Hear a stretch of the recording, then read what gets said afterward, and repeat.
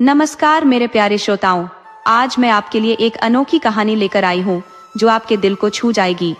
तो बिना देर किए चलिए कहानी शुरू करते हैं। बहुत समय पहले की बात है। एक नगर था जिसका नाम सृष्टिपुर था। ये नगर अत्यंत समृद्ध था। हर दिशा में खुशियों का आलम था। यहाँ किसी भी प्रकार की कोई कमी नहीं थी। इस नगर में एक व्यापारी रहता था जिसका नाम धनपत राय था और वह भी बहुत धनी था। किंतु एक समय ऐसा आया जब नगर में भयंकर अकाल पड़ गया। उस अकाल के कारण नगर की स्थिति बहुत बुरी हो गई। यहाँ तक कि धनपत राय का व्यापार भी चौपट हो गया। धनपत राय का एक बेटा था जिसका नाम यशवर्धन था। वह करीब 22 वर्ष का था और अपने पिता के समान बुद्धिमान भी था। वह नगर में अपने पिता के व्यापार में सहायता करता था। एक दिन जब यशवर्धन घर आया तो उसने देखा कि उसके पिता चिंतित दिख रहे थे।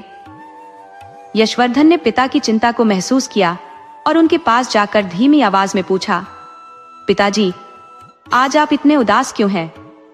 धनपत राय ने उसे समझाने की कोशिश की। नहीं बेटा, ऐसी कोई बात नहीं है। यशवर्धन ने फिर कहा, नहीं पिताजी, कोई ना कोई बात जरूर है। मुझे लग रहा है कि आप परेशान हैं। कृपया बताइए क्या हुआ है। धनपत राय कुछ कहने ही वाले थे कि तभी यशवर्धन की मां ने हस्तक्षेप किया और कहा, मैं बताती हूँ। पिछले 2 महीनों से अकाल के कारण हमारा व्यापार बुरी तरह प्रभावित हो रहा है और इसी वजह से तुम्हारे पिता चिंतित है। यशवर्धन ने आश्चर्य से कहा, क्या? लेकिन पिताजी, आपने मुझे पहले क्यों नहीं बताया? उसकी मां ने कहा, बेटा, बताने से क्या होता? अभी तुम जवान हो और तुम्हारे पिताजी बीमार रहते हैं, इसलिए वे किसी दूसरे नगर जाकर व्यापार भी नहीं कर सकते। धनपत राय ने अपनी पत्नी से कहा, मैंने तुमसे कहा था कि तुम इसे मत बताओ, लेकिन तुमने फिर भी इसे बता दिया। यशवर्धन की मां ने जवाब दिया, तो बताइए जी, मैं क्या करती? आपको इस तरह चिंतित देखकर मुझे अच्छा नहीं लगता। अब आप यशवर्धन को अपने साथ बाहर व्यापार के लिए लेकर जाइए। यशवर्धन ने आश्चर्यचकित होकर कहा, लेकिन मां, मैं? उसकी मां ने कहा, बेटा, अब तुम्हें ही बाहर का व्यापार संभालना होगा। तुम्हारे पिता अब इस काम के योग्य नहीं है। यशवर्धन ने चिंतित होकर कहा, लेकिन मां, मैंने आज तक कभी बाहर कदम नहीं रखा। मुझे बाहर की दुनिया के बारे में कुछ भी नहीं पता। मैं कैसे जाऊंगा? धनपत राय ने अपनी पत्नी से कहा, पार्वती, तुम क्या बोल रही हो? यशवर्धन अभी बहुत छोटा है, क्या वह व्यापार कर पाएगा? यशवर्धन की मां ने दृढ़ता से कहा, क्यों नहीं कर पाएगा? आपने भी तो इससे कम उम्र में व्यापार शुरू किया था और ये भी कर सकता है। क्यों बेटा, सही कह रही हूं ना मैं? यशवर्धन ने अचानक हुई इस घटना को समझने की कोशिश की। वह कभी भी घर से बाहर अपने पिता के बिना नहीं गया था और अब उसकी मां चाहती थी कि वह दूसरे नगर जाकर व्यापार करे। यशवर्धन कुछ देर तक चुप रहा। उसकी मां फिर से बोली, बोलो ना बेटा, तुम चुप क्यों हो? अब तुम्हारे पिता के कंधों से बोझ उठाने का वक्त आ गया है। तुम्हें अपनी जिम्मेदारियों को समझना होगा। मां, पर मैं कैसे? यशवर्धन ने चिंतित स्वर में कहा। उसकी मां ने तुरंत उत्तर दिया, तुम क्यों नहीं जा सकते? क्या कमी है तुम में? बुद्धिमान हो, समझदार हो, जवान हो, सब कुछ है तुम्हारे पास। धनपत राय, जो अब तक चुप थे, बोले, तुम क्या कह रही हो? अभी यह बहुत छोटा है, इसे दुनियादारी की समझ कहाँ है? यशवर्धन ने फिर कहा, नहीं पिताजी, माँ सही कह रही है। वैसे भी मुझे कभी ना कभी तो घर से बाहर निकलना ही होगा व्यापार करने के लिए। धनपत राय ने चिंता भरे स्वर में कहा, पर बेटा, तुम अकेले कैसे जा पाओगे? यशवर्धन ने जवाब दिया, पिताजी, मुझे अकेला जाने की क्या जरूरत है? मैं अपने दोस्त श्री दत्त को साथ ले जाऊंगा। धनपत राय ने संदेह भरे स्वर में कहा, लेकिन बेटा, वह तो ब्राह्मण का पुत्र है, वह भला तुम्हारे साथ क्यों जाएगा? यशवर्धन ने आत्मविश्वास से कहा, पिताजी, वो सब आप मुझ पर छोड़ दीजिए, मैं उसे मना लूंगा। इतना कहकर यशवर्धन अपने मित्र श्री दत्त के घर की ओर चल पड़ा। श्री दत्त यशवर्धन का बचपन का घनिष्ठ मित्र था। उसका परिवार अत्यंत गरीब था और पिता का निधन हो चुका था। हाल ही में श्री दत्त की शादी हुई थी। यशवर्धन ने सारी बातें उसे बताईं और साथ चलने का अनुरोध किया। श्री दत्त ने अचंभित होकर कहा, नहीं दोस्त, मैं तुम्हारे साथ नहीं जा सकता। यशवर्धन ने हैरान होकर पूछा, क्यों नहीं जा सकते? श्रीदत्त ने मुस्कुराते हुए कहा। यह भी कोई पूछने वाली बात हुई भला? मेरी अभी अभी शादी हुई है, नई नई पंडिताइन घर आई है और मैं तुम्हारे साथ नहीं जा सकता। यशवर्धन ने समझाते हुए कहा, देखो यह तो 1 साल की ही बात है। इतने दिनों में शायद अगले साल बारिश हो जाए और मेरा व्यापार भी अच्छे से चलने लगे। श्रीदत्त ने फिर मना करते हुए कहा, नहीं दोस्त, मैं नहीं जा सकता। मेरा काम तो वैसे भी पंडितों वाला है। इस अकाल में भले ही किसी की शादी ना हो, लेकिन भूख से मरने पर भी तो कर्मकांड करने होंगे। शादी न सही, मरण दिन तो होगा ही। मुझे इन्हीं कर्मकांडों से अपनी गृहस्थी चलानी है। यशवर्धन ने दुखी होकर कहा, दोस्त, शादी के बाद तो तुम बिल्कुल ही बदल गए हो। मैंने तो सोचा था कि तुम सच्चे दोस्त हो, लेकिन तुम तो स्वार्थी निकले। श्रीदत्त ने गंभीरता से कहा, देख भाई, जब तेरी भी नई नई शादी होगी तो तू भी ऐसा ही करेगा। इंसान इस दुनिया में अकेला आता है और अकेला ही जाता है, कोई दोस्त या दुश्मन उसके साथ नहीं जाता। यशवर्धन ने निराशा भरे स्वर में कहा, मैं तुम्हारी इन दार्शनिक बातों को सुनने नहीं आया हूं। अगर तुम मेरे साथ चलोगे तो मैं तुम्हें अपने मुनाफे में 10% का हिस्सा दूंगा। श्रीदत्त ने खुश होकर कहा, क्या सच में दोगे? यशवर्धन ने विश्वास दिलाते हुए कहा, हाँ सच में दूंगा, लेकिन अगर तुम साथ चलोगे तभी, वरना नहीं। श्रीदत्त ने सहमति में सिर हिलाया। ठीक है, यशवर्धन ने मुस्कुराते हुए कहा, तो पक्का हो गया, पर कल ही हमें निकलना होगा। ठीक है, श्रीदत्त ने हामी भरी। ठीक है। यशवर्धन ने अपने दोस्त श्रीदत्त को साथ चलने के लिए मना लिया, लेकिन जैसे ही श्रीदत्त ने अपनी पत्नी को ये बातें बताई, वह नाराज हो गई। लेकिन उसने किसी तरह अपनी पत्नी को मना लिया और अगली सुबह ही यात्रा की तैयारी करने लगे। यात्रा पर निकलने से पहले श्रीदत्त ने यशवर्धन के सामने 3 शर्तें रख दी।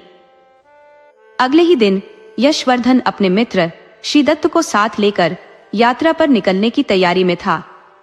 उसने रास्ते के लिए खाने पीने का सामान और अन्य आवश्यक चीजें एक बड़ी थैली में रख ली। इसके अलावा उसके पिता ने उसे व्यापार के लिए 4 स्वर्ण मुद्राएं भी दी, ताकि दूसरे नगर में व्यापार करने में उसे कोई कठिनाई न हो। थोड़ी ही देर में यशवर्धन श्रीदत्त के घर पहुंच गया और बाहर से आवाज दी, श्रीदत्त, जल्दी बाहर आओ, अगर देर करोगे तो दोपहर हो जाएगी। श्रीदत्त ने घर के अंदर से उत्तर दिया, बस तैयार हो रहा हूं, लेकिन चलने से पहले मेरी 3 शर्तें हैं। यशवर्धन ने हैरानी से पूछा, किस तरह की शर्तें? तुम कहना क्या चाहते हो दोस्त? श्रीदत्त बाहर आते हुए बोला, पहली शर्त यह है कि यात्रा के दौरान तुम मुझसे कोई बातचीत नहीं करोगे। यशवर्धन ने आश्चर्यचकित होकर कहा, क्या? ये क्या बात हुई श्रीदत्ता? बिना बातचीत के सफर करना बेहद मुश्किल हो जाएगा। उसे श्रीदत्त की बातों का कोई सिरा नहीं पकड़ आ रहा था। श्रीदत्त ने स्पष्ट करते हुए कहा, देखो दोस्त, मुझे सफर के दौरान चुप रहना पसंद है।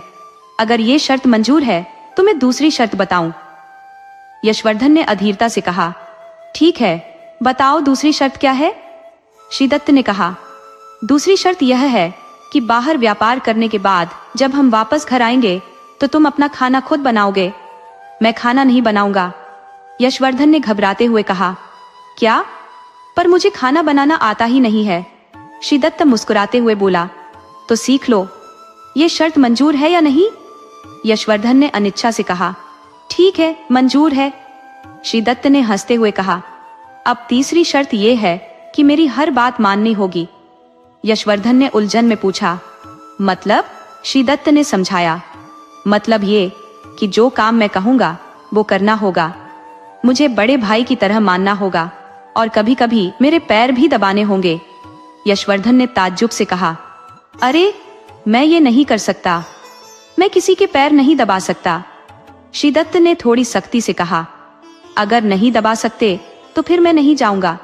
यशवर्धन ने आखिरकार हार मानते हुए कहा, ठीक है, दबा दूंगा।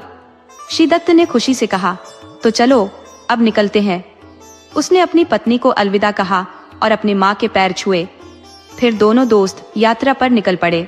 दोनों बिना कोई बात किए साथ चलते जा रहे थे।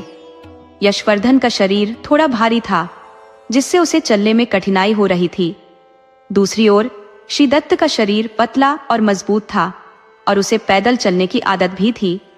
कुछ ही दूर चले होंगे कि यशवर्धन ने थकान से चूर होकर कहा, दोस्त जरा आराम कर ले, मैं बहुत थक गया हूं।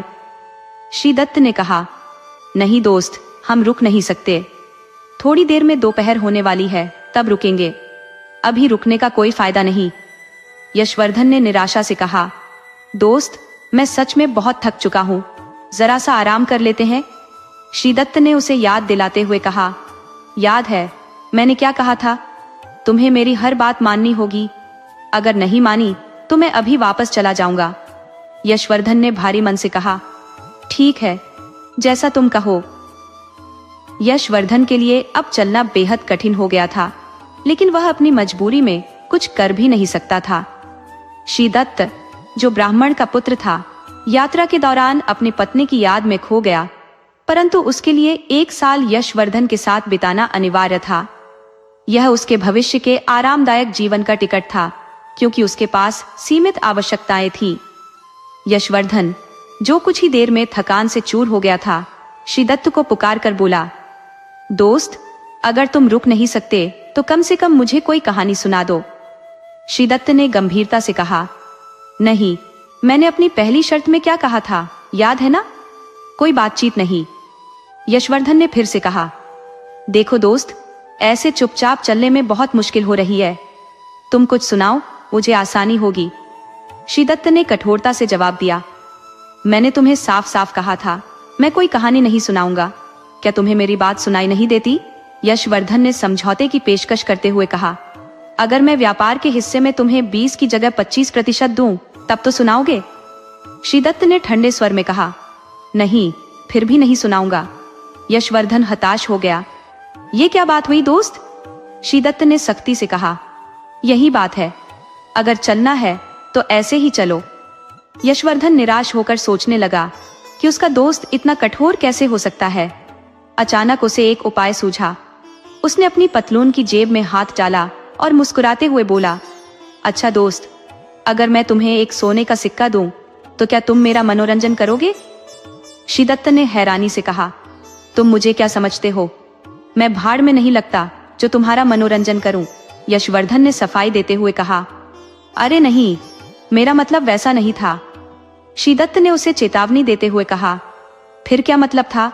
अगर चुपचाप चल सकते हो तो चलो, वरना मैं वापस चला जाऊंगा। यशवर्धन ने जल्दी से कहा, नहीं दोस्त, ऐसा मत करो, मैं तुम्हारी हर बात मानूंगा। वे दोनों बिना कुछ बोले फिर से चलने लगे। रास्ते में श्रीदत्त को फिर से अपनी पत्नी की याद आने लगी, जिससे वह थोड़ा उदास हो गया। उधर यशवर्धन थकान से परेशान होकर फिर से कहने लगा, श्रीदत्त, कोई कहानी सुना दो, अब मुझसे और नहीं चला जा रहा। श्रीदत्त ने हल्की मुस्कान के साथ कहा, ठीक है, सुनाऊंगा, लेकिन आज मुझे कोई कहानी याद नहीं आ रही। मैं सिर्फ एक छोटा सा कथन कह सकता हूँ, लेकिन वो कथन तुम्हारे सोने के सिक्के से भी कीमती है। यशवर्धन ने नाराज होकर कहा, क्या तुम पागल हो गए हो? इस सोने के सिक्के की कीमत जानते हो? इससे तुम्हारा परिवार पूरा साल भर पेट खा सकता है। श्रीदत्त ने कहा, अगर तुम्हें मेरा कथन सुनना है तो पहले सोने का सिक्का दो। यशवर्धन ने असमंजस में पड़कर कहा, ऐसा क्यों कर रहे हो दोस्त? सुना दो ना। श्रीदत्त ने अपने रुख पर कायम रहते हुए कहा, मैंने कहा ना, पहले सोने का सिक्का दो, फिर सुनाऊंगा। ये सुनकर यशवर्धन कुछ देर के लिए चुप हो गया। उसे एहसास हो गया कि बिना सिक्के के ब्राह्मण पुत्र उससे कुछ भी नहीं कहेगा। उसने अनमने मन से अपनी पतलून से सोने का सिक्का निकाला और श्रीदत्त की ओर बढ़ाते हुए बोला, यह लो, अब सुनाओ। श्रीदत्त ने मुस्कुराते हुए सिक्का लिया और कहा, देखो दोस्त, एक से भले 2 होते हैं। अगर कभी अकेला महसूस हो तो किसी साथी की तलाश करना। वह साथी कोई भी हो सकता है, इंसान, जानवर या कोई निर्जीव वस्तु, जैसे एक छड़ी। अब चलो, आगे बढ़ते हैं। श्रीदत्त के यह कहते ही यशवर्धन के मन में गुस्सा उमड़ पड़ा। उसने इतने कीमती सोने के सिक्के के बदले में ऐसी छोटी सी बात सुनी थी, लेकिन अब वह कुछ नहीं कर सकता था। सिक्का तो ब्राह्मण के पुत्र के हाथ में जा चुका था। अब व्यापारी का पुत्र यशवर्धन अपने आप को धोखे का शिकार महसूस कर रहा था। जैसे ही सोने का सिक्का ब्राह्मण के पुत्र श्रीदत्त के हाथ में आया, उसके मन में लालच की आग और भड़क उठी। यशवर्धन को श्रीदत्त पर बेहद गुस्सा आ रहा था, क्योंकि उसने कोई मनोरंजक कहानी सुनाने के बजाय एक मामूली सा कथन कह दिया। उसे जिस मनोरंजन की दरकार थी वह तो उसे मिला नहीं, और ऊपर से सोने का सिक्का भी गंवाना पड़ा। दोनों दोस्त बिना रुके लगातार आगे बढ़ते जा रहे थे। श्रीदत्त तेज कदमों से आगे बढ़ रहा था, जबकि यशवर्धन को चलने में खासी तकलीफ हो रही थी। कुछ दूर और चलने के बाद यशवर्धन ने एक बार फिर से कहा, दोस्त, कोई कहानी सुना दो, सफर आसानी से कट जाएगा। श्रीदत्त ने शांत स्वर में जवाब दिया, मैंने पहले ही कहा था, मेरे पास केवल कुछ कथन है जो कि कहानी से भी ज्यादा अनमोल है और तुम्हारे जीवन में काम आएंगे। अगर तुम चाहो तो मैं एक और सुनाऊं। यशवर्धन ने थोड़ी झुंझलाहट में कहा, सुनाओ यार। श्रीदत्त ने निस्वार्थ मुस्कान के साथ कहा, हाँ क्यों नहीं, लेकिन बदले में एक और सोने का सिक्का लगेगा। अगर मंजूर है तो बोलो। यशवर्धन बोला, नहीं नहीं, मुझे मंजूर नहीं है। श्रीदत्त ने कहा, ठीक है, अगर मंजूर नहीं है तो चलो ऐसे ही। यशवर्धन के मन में खींच उठी, परंतु उसने खुद को संभालते हुए आगे बढ़ने का फैसला किया। वह फिर बोला, दोस्त, तुम बहुत तकलीफ दे रहे हो, एक किस्सा सुना दो ना।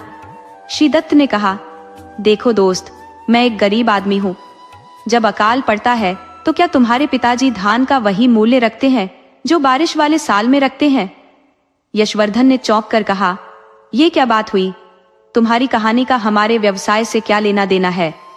श्रीदत्त ने समझाया, देखो दोस्त, जब तुम्हारे पिताजी अकाल वाले साल धान का मूल्य कम नहीं करते तो फिर मैं अपने कथनों का मूल्य कम क्यों करूं? जैसे वे समय के अनुसार मूल्य बढ़ाते हैं, वैसे ही मैंने भी अपने कथनों का मूल्य समय के साथ बढ़ा दिया है। अब तुम इसे सही समझो या गलत, पर मैं वही कर रहा हूँ जो दुनिया में बाकी लोग करते हैं। यशवर्धन ने जवाब दिया, तो ये बात है, फिर मुझे कोई कथन नहीं सुनना, मैं ऐसे ही तुम्हारे साथ चल दूंगा। श्रीदत्त ने कहा, ठीक है दोस्त, जैसी तुम्हारी मर्जी। ऐसा कहकर श्रीदत्त ने अपने कदमों की रफ्तार और तेज कर दी। उसे मालूम था कि यशवर्धन जरूर उससे फिर कोई कथन या कहानी सुनाने को कहेगा। वे दोनों जैसे ही कुछ और दूर चले, यशवर्धन पीछे से आवाज लगाते हुए बोला, दोस्त, अब मुझे वो कथन सुना दो। श्रीदत्त ने कहा, हाँ जरूर सुनाऊंगा, लेकिन पहले वो सोने का सिक्का दो। यशवर्धन ने अनिच्छा से अपनी जेब से सोने का सिक्का निकाला और श्रीदत्त की ओर बढ़ाते हुए कहा, ये लो, अब तो सुना दो। श्रीदत्त ने सोने का सिक्का लेते हुए कहा, ठीक है, सुनो। जब तुम किसी अजनबी के घर मेहमान बनकर जाओ और वहां शाम का खाना परोसा जाए, तो पहला निवाला खाने से पहले किसी कुत्ते या बिल्ली को खिला देना। यशवर्धन ने हैरानी से पूछा, ऐसा क्यों? श्रीदत्त ने कहा, शास्त्रों में कहा गया है कि पहला निवाला खुद खाने से पहले किसी जीव को खिलाना चाहिए, इससे पुण्य मिलता है। यशवर्धन ने खींचते हुए कहा, और तुमने इस बात के लिए मुझसे एक सोने का सिक्का ले लिया? श्रीदत्त ने गंभीरता से कहा, यशवर्धन, इस बात को भूलना मत। अभी यह बात तुम्हें छोटी लग रही है, लेकिन आगे चलकर शायद तुम्हारे काम आ जाए। चलो अब आगे बढ़ते हैं। यशवर्धन के मन में श्रीदत्त के प्रति गुस्सा उबल रहा था, पर वह कुछ कर नहीं सकता था। 2 बार वह पहले ही धोखा खा चुका था। थोड़ी दूर और बढ़ने के बाद यशवर्धन ने श्रीदत्त को फिर आवाज लगाते हुए कहा, दोस्त, अब मैं थक गया हूँ, दोपहर भी होने वाली है, क्या हम थोड़ी देर के लिए रुक सकते हैं? श्रीदत्त ने दृढ़ता से कहा, नहीं दोस्त, हमें इस जंगल को पार करना है। रास्ते में एक घना जंगल आएगा जहाँ बहुत सारे जंगली जानवर रहते हैं। अगर हमने दिन में उस जंगल को पार नहीं किया तो हम मारे जा सकते हैं, इसीलिए हम रुक नहीं सकते। यशवर्धन ने हताश होकर कहा, लेकिन दोस्त, मैं सचमुच थक चुका हूँ। श्रीदत्त ने ठंडे स्वर में जवाब दिया, तो मैं क्या कर सकता हूँ? इसका कोई उपाय मेरे पास नहीं है। यशवर्धन ने गुस्से में कहा, देखो दोस्त, तुमने मेरे पहले ही 2 सोने के सिक्के ले लिए, लेकिन बदले में तुमने सिर्फ 2 बेमतलब के कथन सुनाए हैं। अब कम से कम कोई अच्छी कहानी सुना दो। श्रीदत्त ने हंसते हुए कहा, नहीं दोस्त, आज मेरे पास कोई कहानी नहीं है। ये सुनकर यशवर्धन चुप हो गया और कुछ देर तक कोई शब्द नहीं बोला। लेकिन जब उसकी थकान हद से ज्यादा बढ़ गई तो उसने अपना एक और सोने का सिक्का निकाला और श्रीदत्त की ओर बढ़ाते हुए कहा, लो ये सिक्का, और अब कोई बड़ी कहानी सुना दो। इस बार कोई छोटा कथन नहीं, बल्कि एक अच्छी खासी कहानी होनी चाहिए। श्रीदत्त ने कहा, ठीक है सुनो, हालांकि ये बड़ी या छोटी मैं नहीं जानता, लेकिन ये तुम्हारे बहुत काम आएगी। यशवर्धन ने कहा, ठीक है दोस्त, लेकिन सुनाओ तो सही। श्रीदत्त ने कहा, ठीक है, जब भी तुम किसी अनजान व्यक्ति के घर मेहमान बनकर ठहरो और तुम्हारा बिस्तर लगा दिया जाए, तो उस बिस्तर पर सोने से पहले उसे अच्छे से साफ कर लो और उसे झाड़ कर विचार लेना। यशवर्धन ने पूछा, ऐसा क्यों? श्रीदत्त ने उत्तर दिया, क्योंकि जो तुम्हारा बिस्तर लगाएगा, हो सकता है कि वो गलती से कोई सुई या कांटा वहां छोड़ दे जो तुम्हें चोट पहुंचा सकता है। इसलिए बेहतर होगा कि तुम उसे खुद ही झाड़ कर बिछा लो। अब चलो आगे बढ़ते हैं। यशवर्धन ने निराश स्वर में कहा, बस इतनी सी बात थी? श्रीदत्त ने कहा, हाँ, मैंने पहले ही कहा था कि मुझे कहानियां नहीं आती। चलो अब आगे बढ़ते हैं। श्रीदत्त ने यशवर्धन को एक और छोटा सा कथन सुना दिया जो उसके किसी काम का नहीं था। यशवर्धन निराश होकर उसके साथ चलते रहा। धीरे धीरे जब वे कुछ और दूर पहुंचे तो यशवर्धन की थकान और भी ज्यादा बढ़ गई। उसके कदम लड़खड़ाने लगे। वह कुछ ही कदम और चला कि उसने श्रीदत्त को पीछे से आवाज दी, रुको दोस्त, अब मैं बहुत थक गया हूँ, थोड़ी देर के लिए रुक जाऊं। श्रीदत्त ने दृढ़ता से कहा, दोस्त, मैंने पहले ही कहा था कि हम रुक नहीं सकते। यशवर्धन ने फिर से कहा, ठीक है, तो कोई कहानी सुना दो। श्रीदत्त ने उत्तर दिया, कहानी नहीं, कथन सुना दूंगा। अगर सुनना है तो बोलो, लेकिन बदले में सोने का सिक्का देना होगा। यशवर्धन ने मना करते हुए कहा, नहीं, अब मेरे पास सिर्फ एक ही सोने का सिक्का बचा है। अगर वो भी दे दिया तो मैं व्यापार कैसे करूंगा? श्रीदत्त ने मुस्कुराते हुए कहा, ठीक है, आगे बढ़ते हैं। श्रीदत्त ने आगे बढ़ते हुए अपने चेहरे पर एक स्वार्थी मुस्कुराहट बिखेरी, क्योंकि उसे पता था कि यशवर्धन जरूर उससे कहानी सुनाने को कहेगा। जैसे ही वे कुछ कदम और चले, यशवर्धन ने श्रीदत्त को फिर से आवाज दी, ठीक है दोस्त, मुझे वो कथन सुना दो। यशवर्धन ने कहा, यह सिक्का मैं बाद में दे दूंगा, अभी तो कोई कथन या कहानी सुना दो। श्रीदत्त ने दृढ़ता से कहा, नहीं दोस्त, पहले सिक्का दो, उसके बाद ही सुनाऊंगा, वरना नहीं।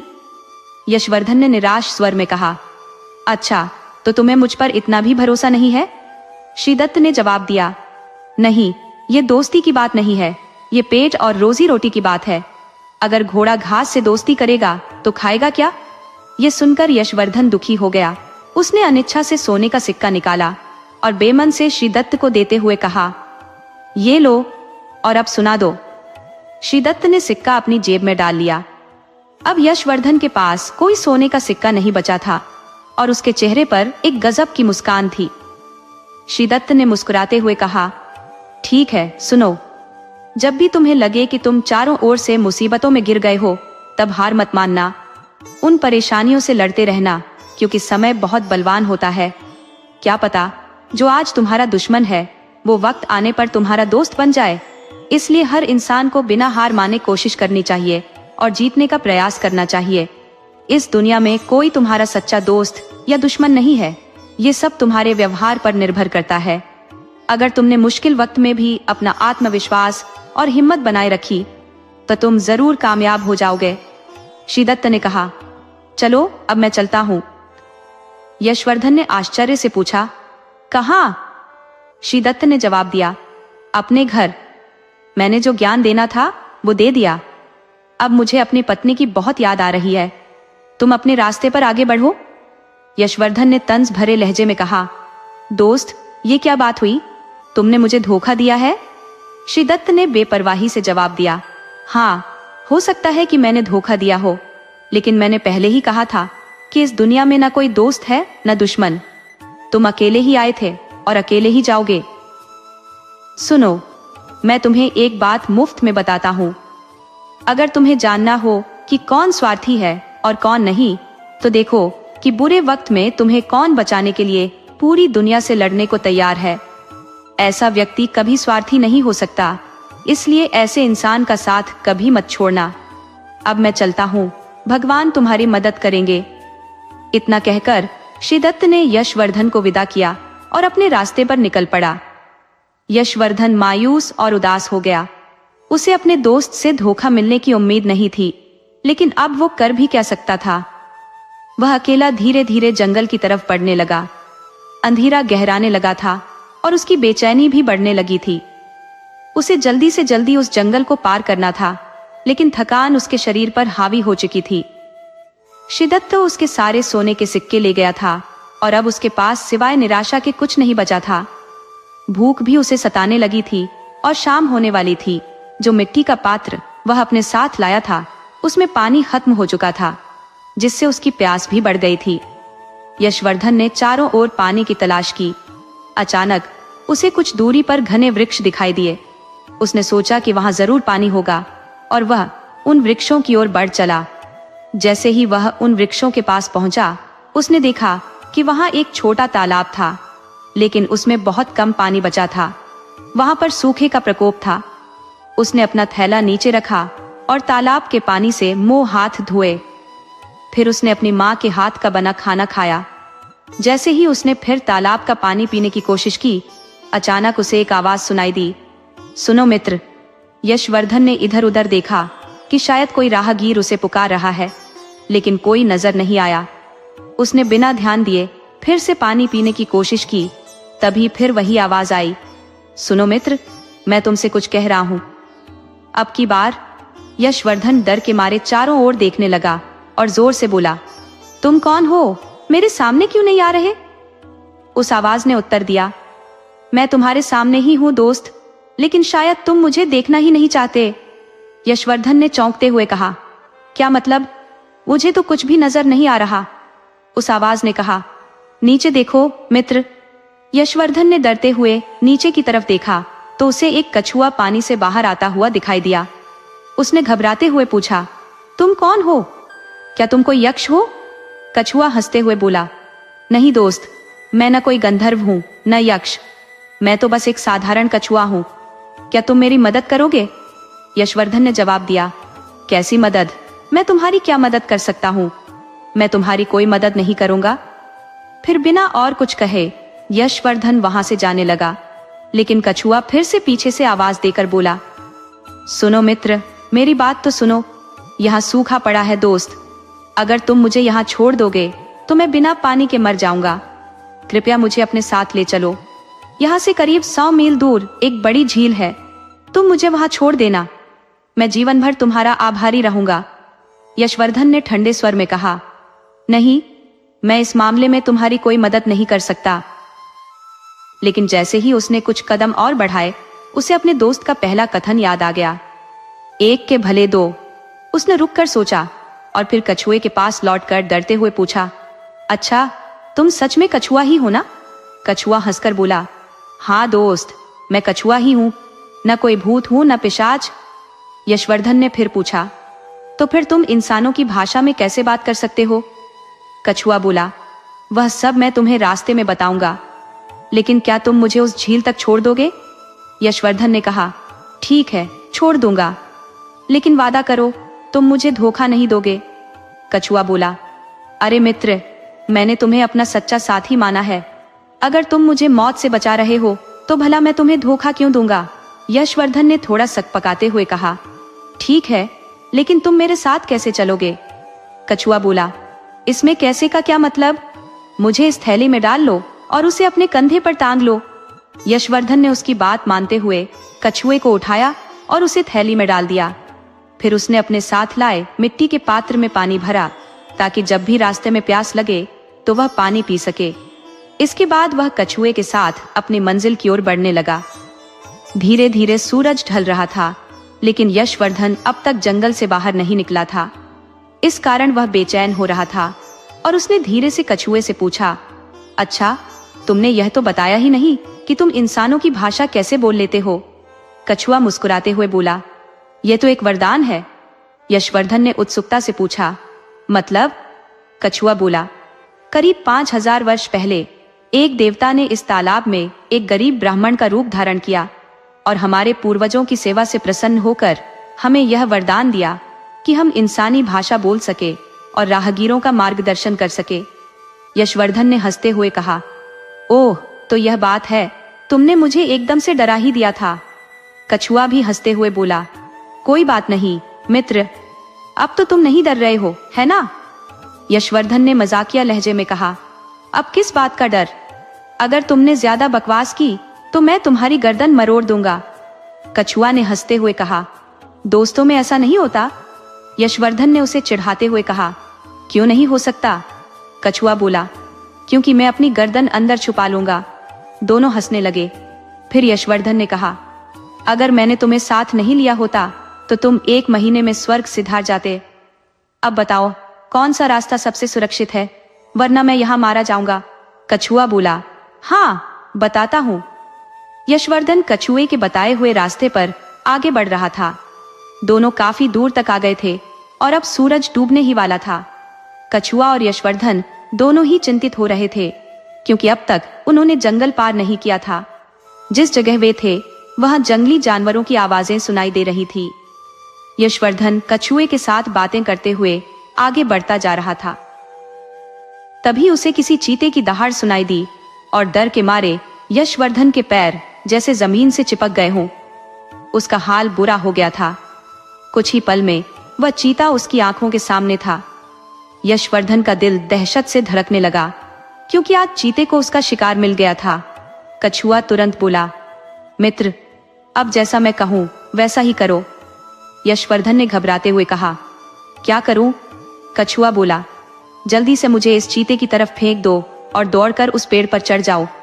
यशवर्धन ने विरोध किया। नहीं, मैं तुम्हें इस जानवर के सामने नहीं फेंक सकता, वह तुम्हें खा जाएगा। कछुआ बोला। मित्र, अब बहस करने का वक्त नहीं है। वह किसी भी पल तुम पर हमला कर सकता है। जल्दी से कदम उठाओ, वरना जान से हाथ धो बैठोगे। यशवर्धन ने हिचकते हुए कहा। लेकिन मैं तुम्हें इस तरह से कैसे फेंक सकता हूँ? कछुआ बोला। इसकी चिंता मत करो, तुम बस मुझे फेंक दो। देखो वह आ रहा है तुम्हारी तरफ। उधर चीता यशवर्धन की ओर तेजी से बढ़ रहा था। यशवर्धन ने डर के मारे पहले पेड़ की ओर देखा और फिर कछुए की ओर। वह कुछ समझ नहीं पा रहा था। तभी चीता तेजी से उसकी ओर दौड़ा। कछुए के कहे अनुसार यशवर्धन ने उसे चीते की तरफ फेंक दिया और खुद दौड़कर पेड़ पर चढ़ गया। चीता तेजी से कछुए की ओर बढ़ा और जैसे ही उसे खाने के लिए अपना मुंह खोला, कछुआ ने अपने मुंह और पैरों को अपने खोल के अंदर कर लिया। कछुए का खोल इतना मजबूत था कि चीता उसे तोड़ नहीं सका। उसने उसे पलटने की भी कोशिश की, लेकिन वह इसमें भी असफल रहा। कई देर की कड़ी मेहनत के बावजूद वह शिकारी चीता कछुए को खा नहीं सका। निराश होकर उसने वहां से रुखसत कर लिया। व्यापारी का पुत्र पेड़ से नीचे उतर आया। उसने कछुए को आवाज दी और उसे उठाकर अपने सीने से लगा लिया। आंसुओं से भरी आंखों से उसने कहा, मित्र, आज अगर तुम नहीं होते तो मैं मर ही जाता। कछुआ मुस्कुराते हुए बोला, अच्छा मित्र, अगर तुम इस जंगल में नहीं आते तो मैं भी उस तालाब में भूख और प्यास से तड़प कर मर जाता। यशवर्धन ने हंसते हुए कहा, तो तुम मेरी जान बचाने का श्रेय नहीं लोगे? कछुए ने विनम्रता से कहा, कैसे ले लूं? वैसे भी मित्र शब्द का अर्थ ही तो देने वाला होता है। चलो अब जल्दी करो, नहीं तो कोई और मुसीबत आ जाएगी। कछुए की बात पर दोनों जोर से हंसने लगे और वे घने पेड़ों के बीच से होते हुए आगे बढ़े। जल्द ही अंधेरा छा गया, इसलिए उन्होंने बरगद के पेड़ के ऊपर रुकना बेहतर समझा। अगले दिन सुबह जल्दी उठकर वे पूरे दिन बातचीत करते हुए चलते रहे। शाम होते होते वे उस झील के किनारे पहुंच गए जहां कछुए को ठहरना था। चारों ओर हरियाली फैली हुई थी और बारिश भी जमकर हो रही थी। वह स्थान बेहद समृद्ध दिख रहा था। झील बहुत ही सुंदर थी और उसमें कमल के फूल खिले हुए थे। व्यापारी के पुत्र ने उदासी भरे मन से कछुए को नीचे उतारते हुए कहा, चलो मित्र, अब तुम यहीं रह सकते हो, मुझे अब आगे जाना होगा। कछुए ने भी उदास होकर कहा, यह तो मुझे पता था दोस्त कि अब हमें अलग होना पड़ेगा, लेकिन मैं तुम्हें कुछ देना चाहता हूँ। यशवर्धन ने पूछा, क्या? कछुआ बोला, इसके लिए थोड़ा इंतजार करना होगा। तुम थोड़ी देर विश्राम करो, मैं तुम्हारे लिए कुछ लेकर आता हूँ। यशवर्धन ने सहमति में सिर हिलाया। कछुआ झील के भीतर चला गया और जब यशवर्धन थोड़ा विश्राम कर चुका था, तब कछुआ झील के अंदर से बाहर आया। उसके मुंह में कुछ सफेद चमकदार वस्तुएं थी। जब व्यापारी का पुत्र कछुए के पास पहुंचा तो कछुए ने मुंह खोलकर बाहर 5 मोती उगले। यशवर्धन ने आश्चर्य से उन मोतियों को देखा। कछुआ बोला, क्या हुआ मित्र? ये मोती है जो तुम्हारे 4 सोने की मोहरों से भी अधिक कीमती है। तुम इनकी मदद से व्यापार कर सकोगे? यशवर्धन ने चिंता जताते हुए कहा, लेकिन इन्हें सुरक्षित कैसे रखूं? कछुआ बोला, यहां से 5 किलोमीटर दूर एक गांव है। वह गांव सभ्य लोगों का नहीं है, लेकिन वहीं एक ठग का घर है। गांव के भीतर या बाहर कहीं भी तुम्हें यह ठग मिल सकता है। वह किसी भी हद तक जा सकता है तुम्हारे मोती छीनने के लिए, इसलिए इन्हें किसी भी तरह से सुरक्षित रखना होगा। यशवर्धन ने पूछा, लेकिन कैसे? कछुआ सुझाव देते हुए बोला, एक काम करो, अपनी जगह पर एक चीरा लगा लो और इन मोतियों को भीतर रखकर पट्टी बांध लो। यशवर्धन ने कछुए की बात मानते हुए अपनी जगह पर चीरा लगाया। थोड़ा रक्त भी बहा, लेकिन किसी भी तरह उस ठग परिवार से बचना जरूरी था। इसके बाद यशवर्धन ने कछुए को अलविदा कहा और उसकी आगे की यात्रा के लिए शुभकामनाएं दी। कछुए ने उसे यह भी बताया कि यदि वह उस गांव से सकुशल निकल जाए तो आगे एक सुरक्षित जगह मिल जाएगी जहां वह आसानी से रह सकेगा। यशवर्धन ने कछुए की सभी बातें ध्यान से सुनी और गांठ बांध ली। रास्ते में चलते चलते उसे अपने ब्राह्मण मित्र का पहला कथन याद आया, 1 से भले 2। आज यह बात सच साबित हो गई थी। कछुए ने न केवल उसे चीते से बचाया, बल्कि वे कीमती मोती भी दी। आगे की यात्रा के लिए जरूरी सलाह भी दी। जल्द ही वह उस गांव में प्रवेश कर गया। गांव में प्रवेश करते ही उसे एक बूढ़ा व्यक्ति घर के बाहर चारपाई पर बैठा हुआ दिखाई दिया। वह बूढ़ा यशवर्धन की ओर जोर से आवाज देकर कहने लगा, अरे बेटा, तुम तो राहगीर लगते हो। शाम हो गई है, रात होने वाली है, हमारे घर ठहर जाओ। यशवर्धन उसकी बातों से प्रभावित हो गया। वह बहुत थका हुआ था और उसके घर ठहरना चाहता था, लेकिन तभी उसे कछुए की कही बात याद आ गई। इस गांव में एक घर ठगों का है। वे किसी भी हद तक जा सकते हैं, इसलिए सावधान रहना। यशवर्धन ने बिना रुके आगे बढ़ने का फैसला किया। जैसे ही उसने कुछ कदम आगे बढ़ाए, बूढ़ा फिर से आवाज देता हुआ बोला, अरे बेटा, क्या सोच रहे हो? रात भर हमारे यहाँ रुक जाओ। तुम भले घर के लगते हो, इसलिए कह रहा हूँ।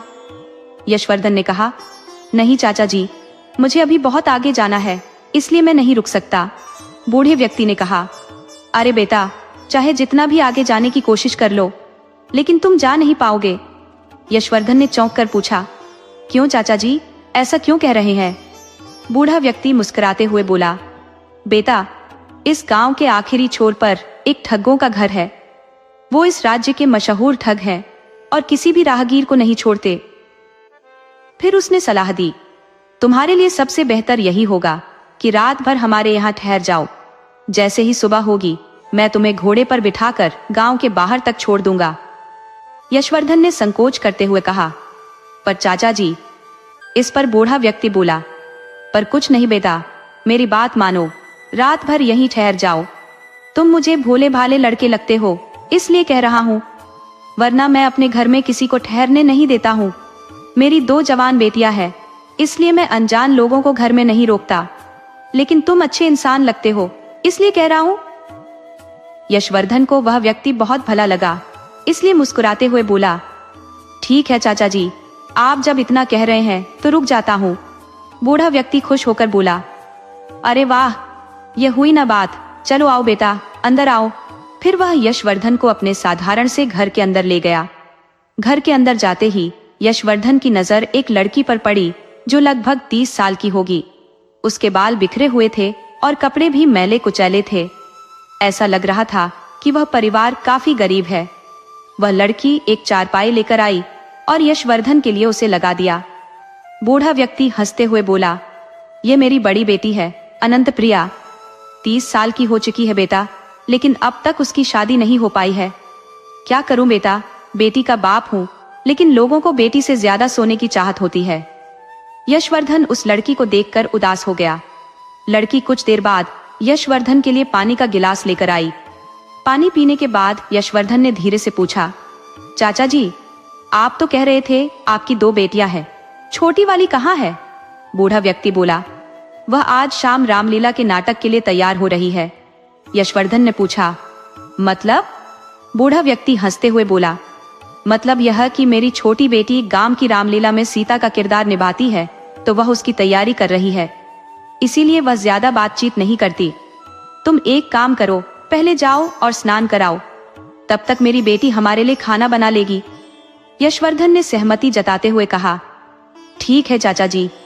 बूढ़ा व्यक्ति यशवर्धन के लिए स्नान घर में पानी रखवा देता है और अपना तौलिया भी दे देता है। यशवर्धन अपने कपड़े निकालकर स्नान घर में नहाने चला जाता है। स्नान करके वह वापस आकर चारपाई पर आराम से बैठ जाता है। कुछ ही देर में बूढ़ा व्यक्ति पानी का लोटा और एक बड़ी सी थाली लेकर आता है, जिसमें खीर, हलवा, पूरी और आलू की सब्जी थी। वह थाली यशवर्धन के सामने रख देता है। यशवर्धन को बहुत जोर की भूख लगी हुई थी। बूढ़ा व्यक्ति कहता है, अच्छा बेटा, तुम खाओ, जब तक मैं कुछ काम करके आता हूँ, और अगर कुछ चाहिए हो तो बता देना। यशवर्धन थाली अपनी ओर खिसकाता है और हलवा और खीर के साथ मिलाकर पहला निवाला लेने ही वाला था कि उसे ब्राह्मण मित्र का कहा हुआ वाक्य याद आ गया। उसने कहा था, जब भी बाहर खाना खाओ तो पहला निवाला खुद खाने के बजाय किसी कुत्ते या बिल्ली को खिला देना चाहिए। इससे पुण्य मिलता है और धन की कभी कमी नहीं होती। यशवर्धन ने तुरंत इधर उधर नजर दौड़ाई और देखा कि एक बिल्ली उसके पास बैठी थी। उसने निवाला उठाकर बिल्ली की तरफ फेंक दिया। बिल्ली ने झट से निवाला खाया, लेकिन जैसे ही यशवर्धन अगला निवाला अपने मुंह में लेने लगा, वह बिल्ली तड़पने लगी और मर गई। यशवर्धन का दिल दहल गया और वह डर के मारे कांपने लगा। उसे अब समझ में आ गया कि वह घर किसी साधारण व्यक्ति का नहीं, बल्कि एक ठग का है। ये वही ठग है जिसके बारे में कछुए ने उसे आगाह किया था। ठग और उसकी बेटी को शायद उसके मोतियों के बारे में पता चल गया था, इसलिए उन्होंने उसके खाने में जहर मिला दिया था। अब यशवर्धन एक बड़ी मुसीबत में फंस गया था। कछुए के अनुसार उस घर से बाहर निकलना न केवल कठिन था, बल्कि असंभव भी था। भय के मारे यशवर्धन की स्थिति बुरी तरह से जर्जर हो गई। उसने कांपते हाथों से बिल्ली को उठाया और दीवार के पार फेंक दिया। खाने की थाली को भी उसने दीवार के दूसरी ओर उछाल दिया। फिर उसने अपने हाथ धोए और पानी पीकर एक जोर की नकली डकार ली, ताकि ठग को लगे कि उसने भोजन कर लिया है।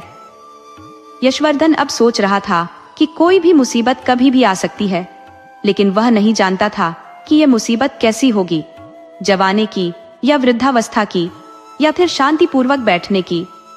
इधर बूढ़ा ठग और उसकी 30 वर्षीय बेटी उसके मरने का इंतजार कर रहे थे। ठग ने गंभीरता से पूछा, बेटी, तुमने कहा था कि तुमने खाने में बहुत सारा जहर मिला दिया है, लेकिन वह मरा नहीं, इसका क्या कारण है?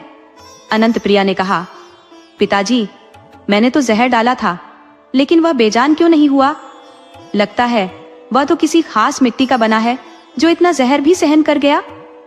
ठग ने चिंता जताई, बेजा, ध्यान से देखो, क्या तुमने वास्तव में जहर डाला था? अनंत प्रिया ने जवाब दिया, पिताजी, मैंने तो जहर डाला था। अगर यकीन नहीं हो तो आप खुद खाकर देख ले। ठग गुस्से में बोला, तुम पागल हो क्या? अपने पिता को मरे हुए देखना चाहती हो? चलो, मैं देखता हूं कि वह क्यों नहीं मरा। तब तक तुम दूसरी योजना पर काम करो। अनंत प्रिया ने कहा, जी पिताजी, और अपने पिता की योजना के अनुसार आगे की तैयारी करने लगी। ठग ने यशवर्धन के पास जाकर प्यार से कहा, खाना अच्छा था बेटा? यशवर्धन ने झिझकते हुए कहा, हाँ चाचा जी, बहुत अच्छा था। ठग ने कहा, अच्छा, तुम सोच रहे हो क्या? यशवर्धन ने सोचा कि ठग और उसकी बेटी ने उसे मारने की पूरी योजना बनाई थी। उसने खुद को धन्यवाद कहा कि ब्राह्मण मित्र ने उसे सावधान किया, वरना वह बिल्ली की तरह कब का गिर गया होता। ठग ने फिर पूछा, क्या सोच रहे हो बेटा? यशवर्धन ने मुस्कुराते हुए कहा, चाचा जी, मैं सोच रहा था कि क्या आप ऐसा स्वादिष्ट भोजन सभी मेहमानों के लिए बनाते हैं या सिर्फ मेरे लिए? ठग ने हिचकिचाते हुए कहा, हाँ, सभी के लिए बनाते हैं। मेहमान भगवान का रूप होते हैं। यशवर्धन ने सोचा, तो आप सभी को जहर का भोजन कराते हैं और खुद को भगवान मानते हैं। ठग ने कहा, क्या सोच रहे हो बेटा? यशवर्धन ने कहा, कुछ नहीं चाचा जी। ठग ने कहा, आओ बेटा, तुम्हें थकावट महसूस हो रही होगी, मैंने तुम्हारा बिस्तर लगा दिया है, कमरे में जाकर सो जाओ। यशवर्धन ने झूठी मुस्कान के साथ कहा, ठीक है चाचा जी।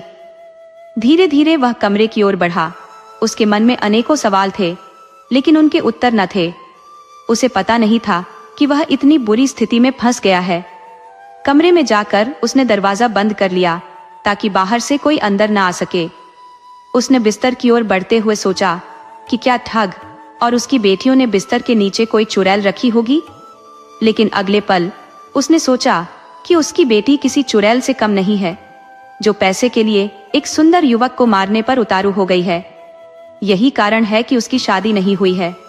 उसके दिमाग में अनेकों सवाल थे, जैसे वह बलि का बकरा बनेगा या जीवित बचेगा। इसका उत्तर भगवान के पास था। थका हुआ महसूस करते हुए उसने बिस्तर पर लेटकर अपने भविष्य की योजना बनाने का विचार किया।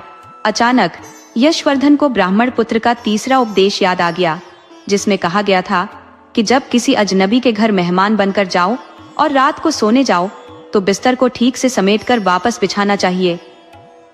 यशवर्धन ने बिस्तर पर नजर डाली और चौंक गया। बिस्तर मचान पर रखा हुआ था, जो लकड़ी की बजाय कच्चे धागों से बुना गया था। नीचे एक तलघर था जो उस कमरे से लगभग 20 फीट गहरा था। तलघर में एक बड़ी तेल की कढ़ाई चढ़ाई गई थी, जिसमें तेल गर्म हो रहा था। आग की लपटें और तेल की गर्मी को ऊपर तक महसूस किया जा सकता था। यशवर्धन का शरीर कांपने लगा, क्योंकि उसकी मौत की पूरी तैयारी की गई थी।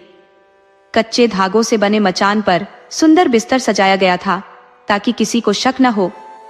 बिस्तर के वजन से धागे टूट जाते और बिस्तर सहित वह कढ़ाई में गिर जाता, जिसमें उबलता तेल था, और उसकी मृत्यु सुनिश्चित हो जाती। लेकिन ब्राह्मण के उपदेश ने उसे बचा लिया। उसने पसीना पोंछा और बिस्तर को उसी तरह से बिछा दिया जैसे पहले था। अब वह गहरे निराशा के अंधकार में डूब गया था। उसे पता था कि ठग के घर से बाहर निकलना सिर्फ कठिन ही नहीं बल्कि असंभव था, लेकिन उसे किसी भी तरह वहां से बाहर निकलना था। उसने चारों ओर नजर दौड़ाई। एक खिड़की दिखाई दी, लेकिन जब उसने खिड़की खोली तो पाया कि घर जमीन से कम 20 फीट ऊपर बना था। वहां तक पहुंचना बहुत कठिन था। निराश होकर उसने खिड़की को फिर से बंद कर दिया। वहीं कुछ समय बीत जाने के बाद भी जब यशवर्धन कढ़ाई में नहीं गिरा तो ठग और उसकी बेटी रूपवती के कमरे में गए। रूपवती अपने बाल संवार रही थी। वह बेहद सुंदर थी और उसकी खूबसूरती के बावजूद वह अपने काम में बहुत दक्ष थी। ठग परिवार की यह सबसे कुशल ठगनी थी, जो जितनी सुंदर थी उतनी ही निर्दयी भी थी। कितने ही निर्दोष लोगों की उसने जान ली थी। जब ठग उसके पास पहुंचा तो रूपवती ने शैतानी मुस्कान के साथ कहा, पिताजी, कभी खुद से भी काम कर लिया कीजिए। जब भी कोई बड़ा मेहमान आता है आप उसे मुझसे निपटाने का काम देते हैं। अनंत प्रिया ने कहा, छुटकी, आज का मेहमान बहुत चतुर है। एक तो हमें अब तक ये पता नहीं चला कि उसने अपना धन कहाँ छुपा रखा है। दूसरा, उसने हमारी दोनों योजनाओं को नाकाम कर दिया है। रूपवती ने कहा, ठीक है, मैं जाती हूँ, देखती हूँ वह मेरे रूप से कैसे प्रभावित होकर सब कुछ सच सच नहीं बता देता। ठग ने कहा, जाओ बेटी, मेरा आशीर्वाद तुम्हारे साथ है। रूपवती ने एक बड़ा खंजर और बेहोशी की दवाई की डिब्बी अपने साथ ले ली। फिर उसने दूध का गिलास हाथ में लिया और यशवर्धन के कमरे की ओर बढ़ी। यशवर्धन कमरे के कोने में उदास बैठा था और घर से बाहर निकलने की योजना बना रहा था, लेकिन उसके दिमाग में कोई ठोस विचार नहीं आ रहा था। अचानक दरवाजे पर खटखटाहट सुनकर यशवर्धन ने डरते हुए दरवाजे की ओर बढ़ा और कांपती आवाज में पूछा, कौन है? बाहर से आवाज आई, मैं रूपवती हूँ, आपके लिए दूध लाई हूँ। यशवर्धन ने जवाब दिया, मैं दूध नहीं पीता।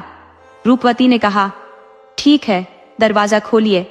अगर आप दूध नहीं पीते तो भी दरवाजा खोलिए। यशवर्धन ने डरते हुए दरवाजा खोला और रूपवती को देखकर हैरान रह गया।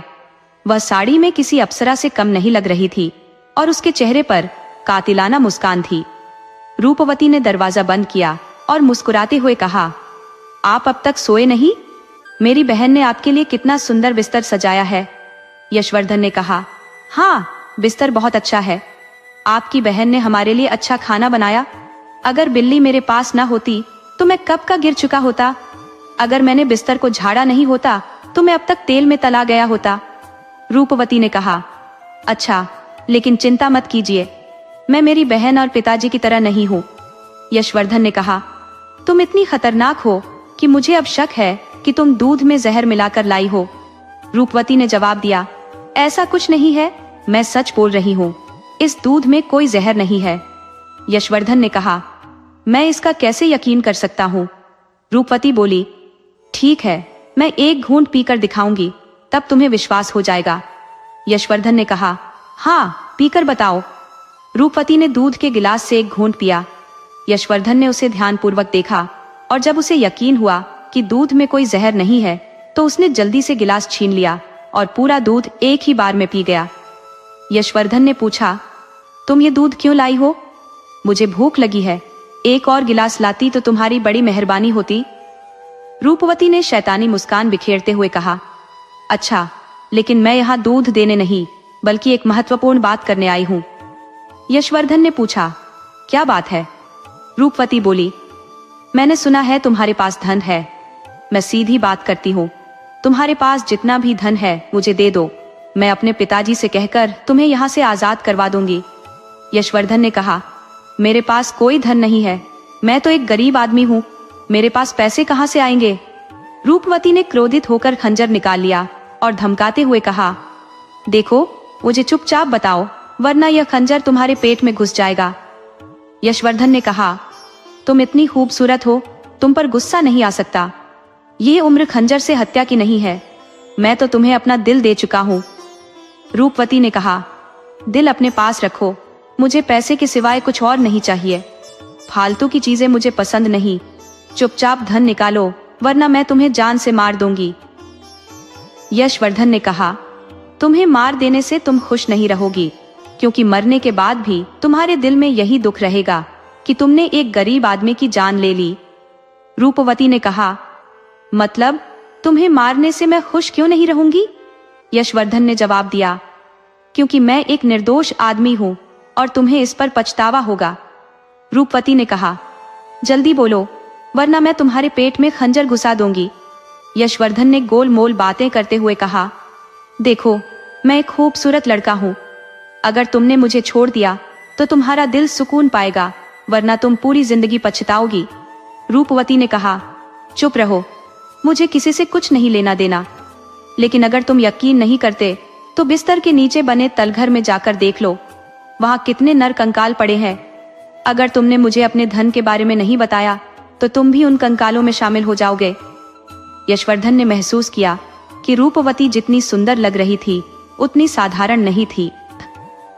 उसे अचानक अपने ब्राह्मण दोस्त का चौथा उपदेश याद आ गया, जिसमें कहा गया था कि जब तुम किसी बुरी स्थिति में फंसे हो तो उस स्थिति से बाहर निकलने के सभी उपाय अपनाओ। यशवर्धन ने कहा, रुको, मैंने तुम्हें कहा है, अगर तुमने मुझे मारा तो तुम पछताओगी, बिल्कुल उसी राम प्रताप की तरह। रूपवती ने पूछा, राम प्रताप कौन है? यशवर्धन ने कहा, बताता हूँ। रूपवती ने कहा, जल्दी बताओ, वरना खंजर तुम्हारे पेट में घुसा दूंगी। यशवर्धन ने कहा, एक बार एक आदमी था जिसका नाम राम प्रताप था। वह बहुत गरीब था और उसने विदेश जाकर काम करने का निश्चय किया, इसलिए उसने अपने 10 साल के बेटे और पत्नी को अकेला छोड़कर विदेश चला गया। रूपवती ने कहा, फिर क्या हुआ, जल्दी बताओ। यशवर्धन ने कहा, राम प्रताप ने वहां बहुत मेहनत की, लेकिन धन इकट्ठा करने में सफल नहीं हुआ। एक बार उसने अपनी पत्नी और बेटे के लिए मिठाई का डिब्बा अपने मित्र के हाथ भेजा ताकि वे दान इकट्ठा कर सके। रूपवती ने पूछा, फिर क्या हुआ? यशवर्धन ने उत्तर दिया, फिर उसका मित्र उसके गांव आया और मिठाई का डिब्बा उसकी पत्नी को सौंप दिया। जब राम प्रताप की पत्नी ने डिब्बा खोला तो वह चकित रह गई। रूपवती ने पूछा, डिब्बे में ऐसा क्या था? यशवर्धन ने कहा, डिब्बे में हीरे और मोती भरे हुए थे। रूपवती ने आश्चर्य व्यक्त करते हुए पूछा, ऐसा कैसे? मिठाई का डिब्बा भेजा गया था, उसमें हीरे मोती कैसे आ गए? यशवर्धन ने कहा, सही कहा, उसने मिठाई भेजी थी, लेकिन उसके मित्र ने उसकी ईमानदारी और कर्तव्यपरायणता से प्रभावित होकर मिठाई को हीरे और जवाहरातों में बदल दिया। रूपवती ने कहा, वाह, यह तो अद्भुत है। फिर क्या हुआ? यशवर्धन ने कहा, फिर राम प्रताप की पत्नी ने घर में निर्माण कार्य शुरू करवा दिया और उसका घर गांव की सबसे अमीर हवेली बन गई। लेकिन राम प्रताप को इस बारे में कोई जानकारी नहीं मिली। जब वह 5 साल बाद लौटा तो रात हो चुकी थी। उसने जब झोपड़ी की जगह हवेली देखी तो उसे विश्वास नहीं हुआ और वह कुछ पल के लिए क्रोधित हो गया। रूपवती ने पूछा, उसे खुश होना चाहिए था, तो फिर उसने ऐसा क्यों किया? यशवर्धन ने कहा, वह खुश नहीं हुआ क्योंकि उसे अपनी पत्नी पर शक हुआ। उसे लगा कि इतनी बड़ी हवेली बनने के लिए इतना पैसा विदेश से नहीं आ सकता। हवेली के अंदर जाकर उसने अपनी पत्नी को एक जवान पुरुष के साथ सोते हुए देखा, जिससे वह और भी गुस्से में आग बबूला हो गया। रूपवती ने पूछा, फिर? यशवर्धन ने कहा, राम प्रताप ने पास की दीवार से तलवार उठाई और सोते हुए युवक को मौत के घाट उतार दिया। युवक की चीख सुनकर उसकी पत्नी जाग गई और उसे देखकर चौंक गई। उसने कांपती आवाज में पूछा, यह तुमने क्या किया? राम प्रताप ने कहा, वही जो मुझे करना चाहिए था। लक्ष्मी ने मेरे पीछे किसी पराये मर्द के साथ समय बिताया, यही कारण था कि हवेली बनी। बताओ वह कौन था? उसकी पत्नी ने चीखते हुए कहा, हे भगवान, वह तो हमारा इकलौता बेटा सोमवीर था। तुमने मेरे बेटे को मार दिया। यशवर्धन ने आगे कहा। राम प्रताप को गहरा आघात लगा और उसने अपनी पत्नी को भी मरते हुए देखा। उसकी पत्नी ने सदमे में अपनी जान गंवा दी। राम प्रताप ने दुखी होकर कहा, हे राम, यह बहुत गलत हुआ। यशवर्धन ने कहा, देखो, राम प्रताप का पूरा परिवार उजड़ गया क्योंकि उन्होंने बिना सोचे समझे अपने बेटे की जान ले ली। क्रोध हमारी बुद्धि को नष्ट कर देता है, इसलिए हमेशा सोच समझकर काम करो। मैं तुम्हें बार बार कह रहा हूँ, अगर तुमने मुझे मारा तो तुम्हें कुछ भी हासिल नहीं होगा। तुम भी राम प्रताप की तरह पछताओगी। रूपवती ने गुस्से में यशवर्धन के पेट पर खंजर का नोक लगाते हुए कहा, बात का विषय मत बदलो, चुपचाप धन के बारे में बताओ, वरना यह खंजर तुम्हारे सीने में घुस जाएगा। जल्दी बताओ। यशवर्धन ने कहा, अरे ठहर जाओ, शांत हो जाओ।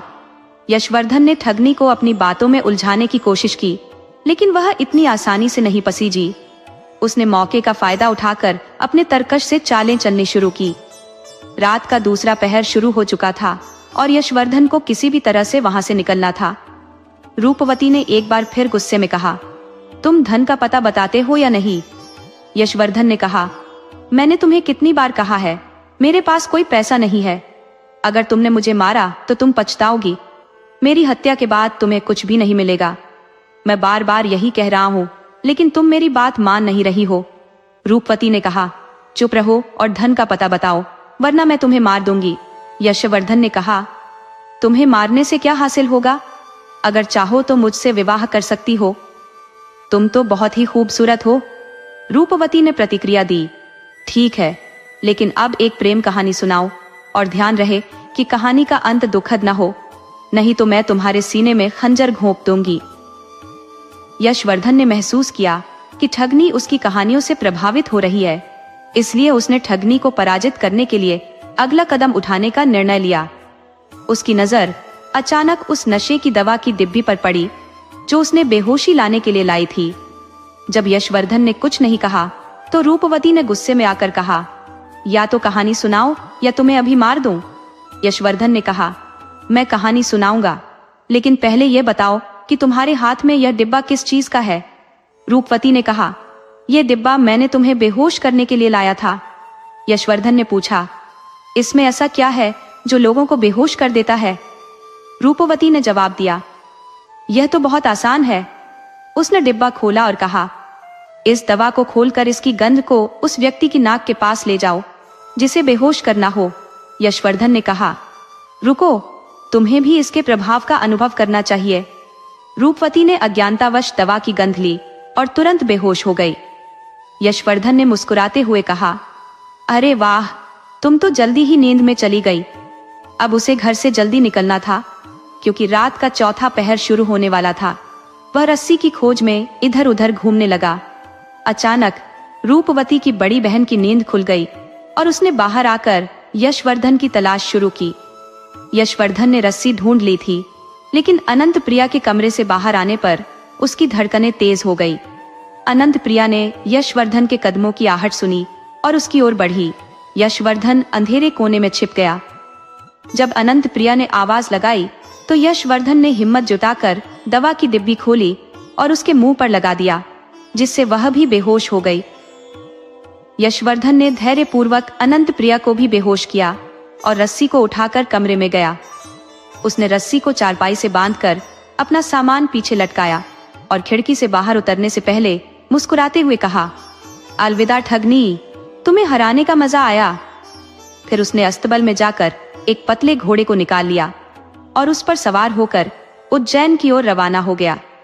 रूपवती और उसके परिवार को पता चला कि लड़का भाग गया है तो उन्हें अपनी मूर्खता पर गुस्सा आया, विशेष रूप से रूपवती को, जिसने अपनी सुंदरता और बुद्धिमत्ता पर घमंड किया था।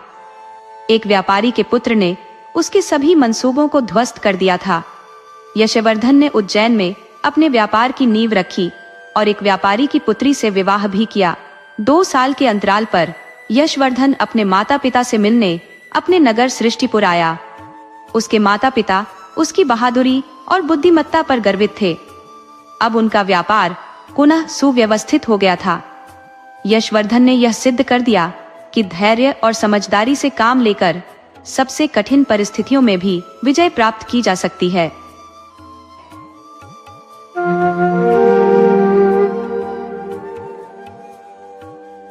घमंडी देवरानी। एक गांव में 7 भाई अपने वृद्ध माता पिता और एक बहन के साथ रहते थे। 7 भाइयों का विवाह हो चुका था और वे सभी मिलजुल कर रहते थे। इन 7 भाइयों में सबसे छोटा भाई था, जिसकी पत्नी अत्यंत सुंदर और बुद्धिमान थी। वह नित्य पूजा पाठ करती थी और ईश्वर के प्रति उसकी अगाध श्रद्धा थी। उसकी यह भक्ति देखकर उसकी छहों जेठानियां उससे ईर्ष्या करती थी और सास ससुर को भी उसके खिलाफ भड़काती रहती थी। बड़े 6 भाई खेती बाड़ी का काम करते थे और छोटा भाई साहूकार के यहाँ नौकरी करता था। जब बड़े भाई खेतों में काम करते थे तो उनकी पत्नियों को भी उनके साथ जाकर काम करना पड़ता था, परंतु छोटे भाई की पत्नी खेतों में नहीं जाती थी क्योंकि उसका पति नौकरी करता था।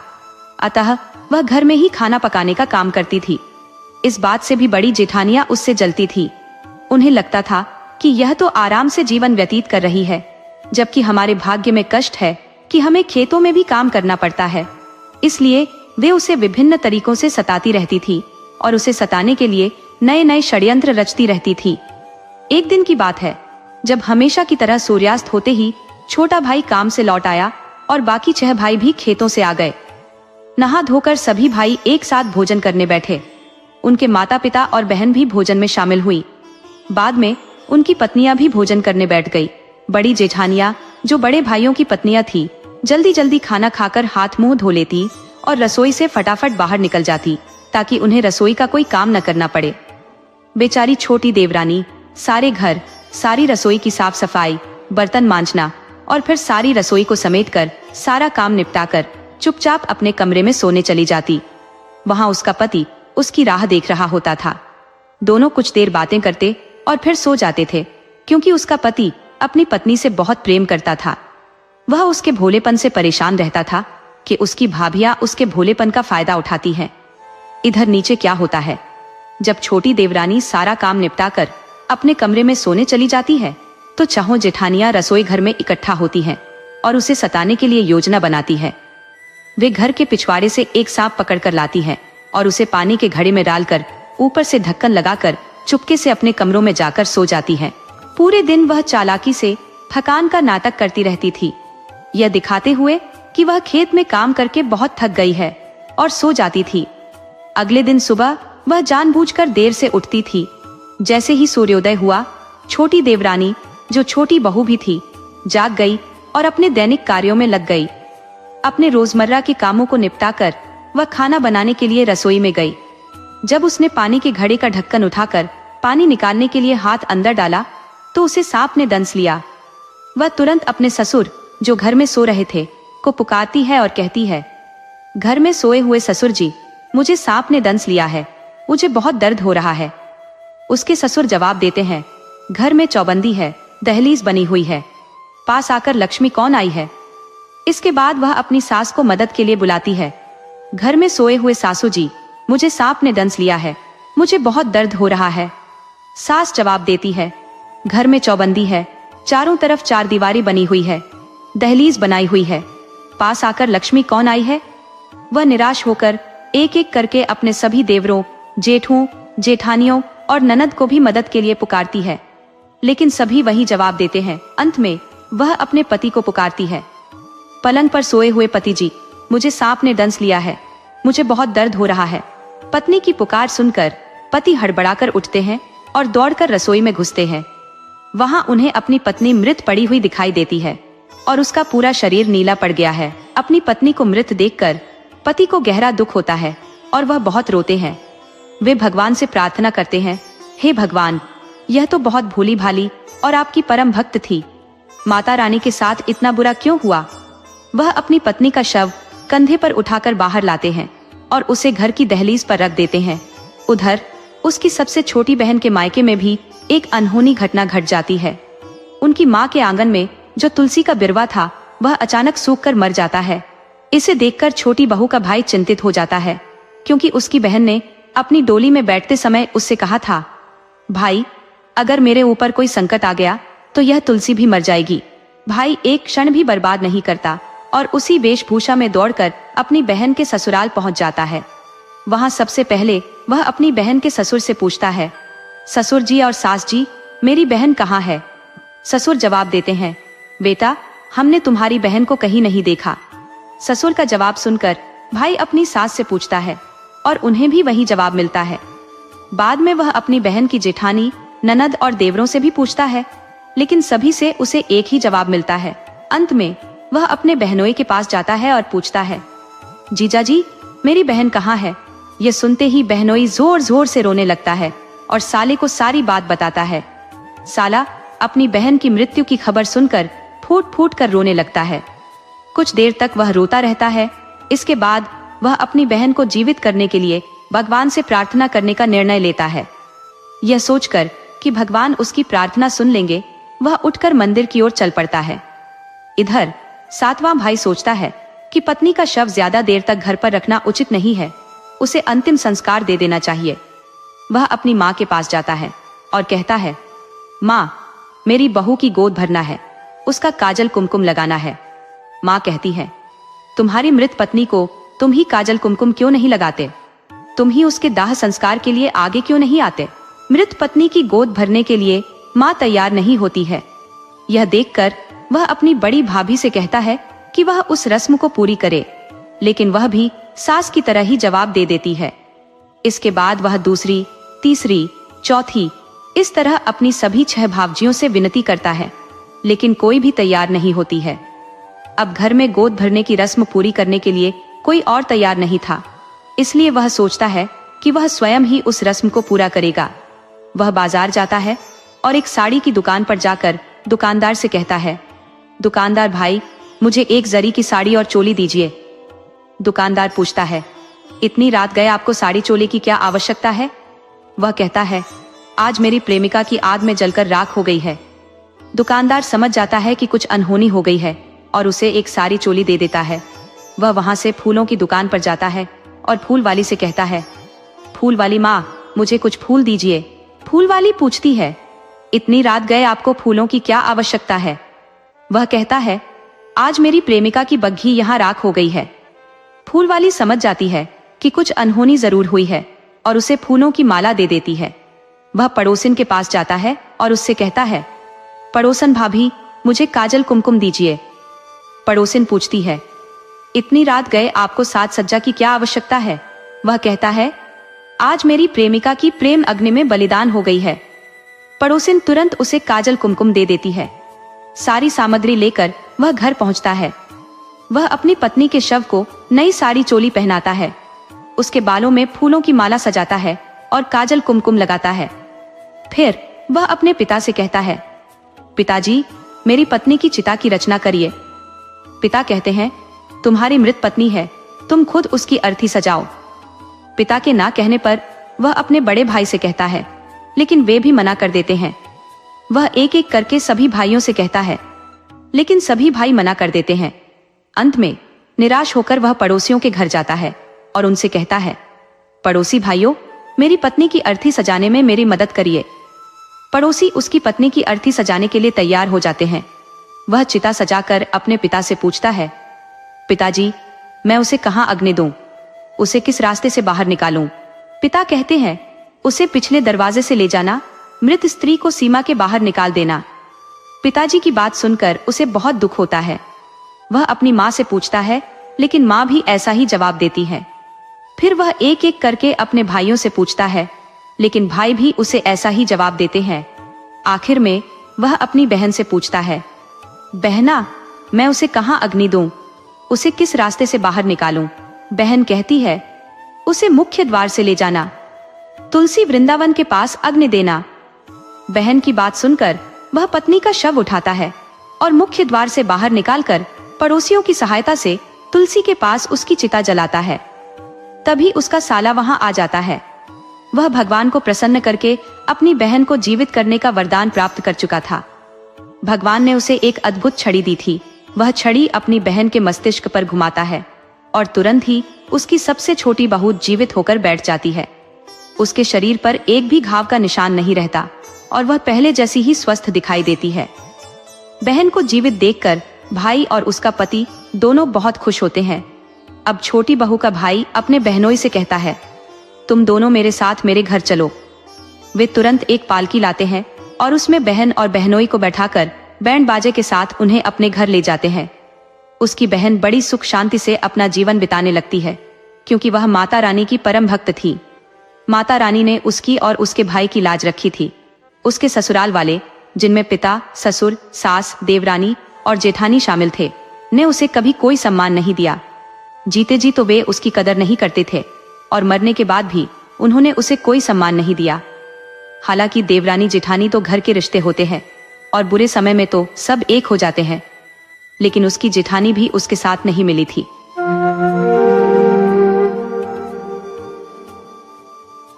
एक गांव में एक स्त्री अपने पति के साथ निवास करती थी।